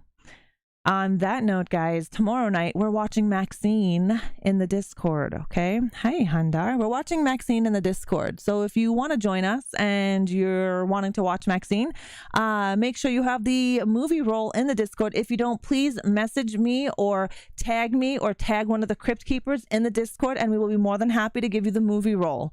If you want to join the Discord, !Discord. One step at a time, Dargor. That's really all you got to do. One foot in front of the other, right? One foot in front of the other. It's just definitely something to live by. And on Friday, I'm pretty sure we're playing, I don't know what we're playing. I was going to play 7 Days to Die, but then I had a dev ask me to play their game. It's a horror game. I'm really interested in it, so I'm not sure which one I want to do. I may throw a vote up. Also, there's a vote in the Discord under Horde Picks channel. I am looking at winter is coming. I feel like Game of Thrones, winter is coming. And so I'm trying to figure out some more stream times because winter will be here very soon. So there's also a vote in the Horde Picks channel in the Discord. Have an amazing night, guys. Thank you so much for hanging out with me and watching me wherever you are watching me this evening. Thank you for all of your support as well. I hope you have an amazing sleep, and I hope you have a very awesome tomorrow. I love your guts, and I will slash you all later. Bye. Mwah. Bye.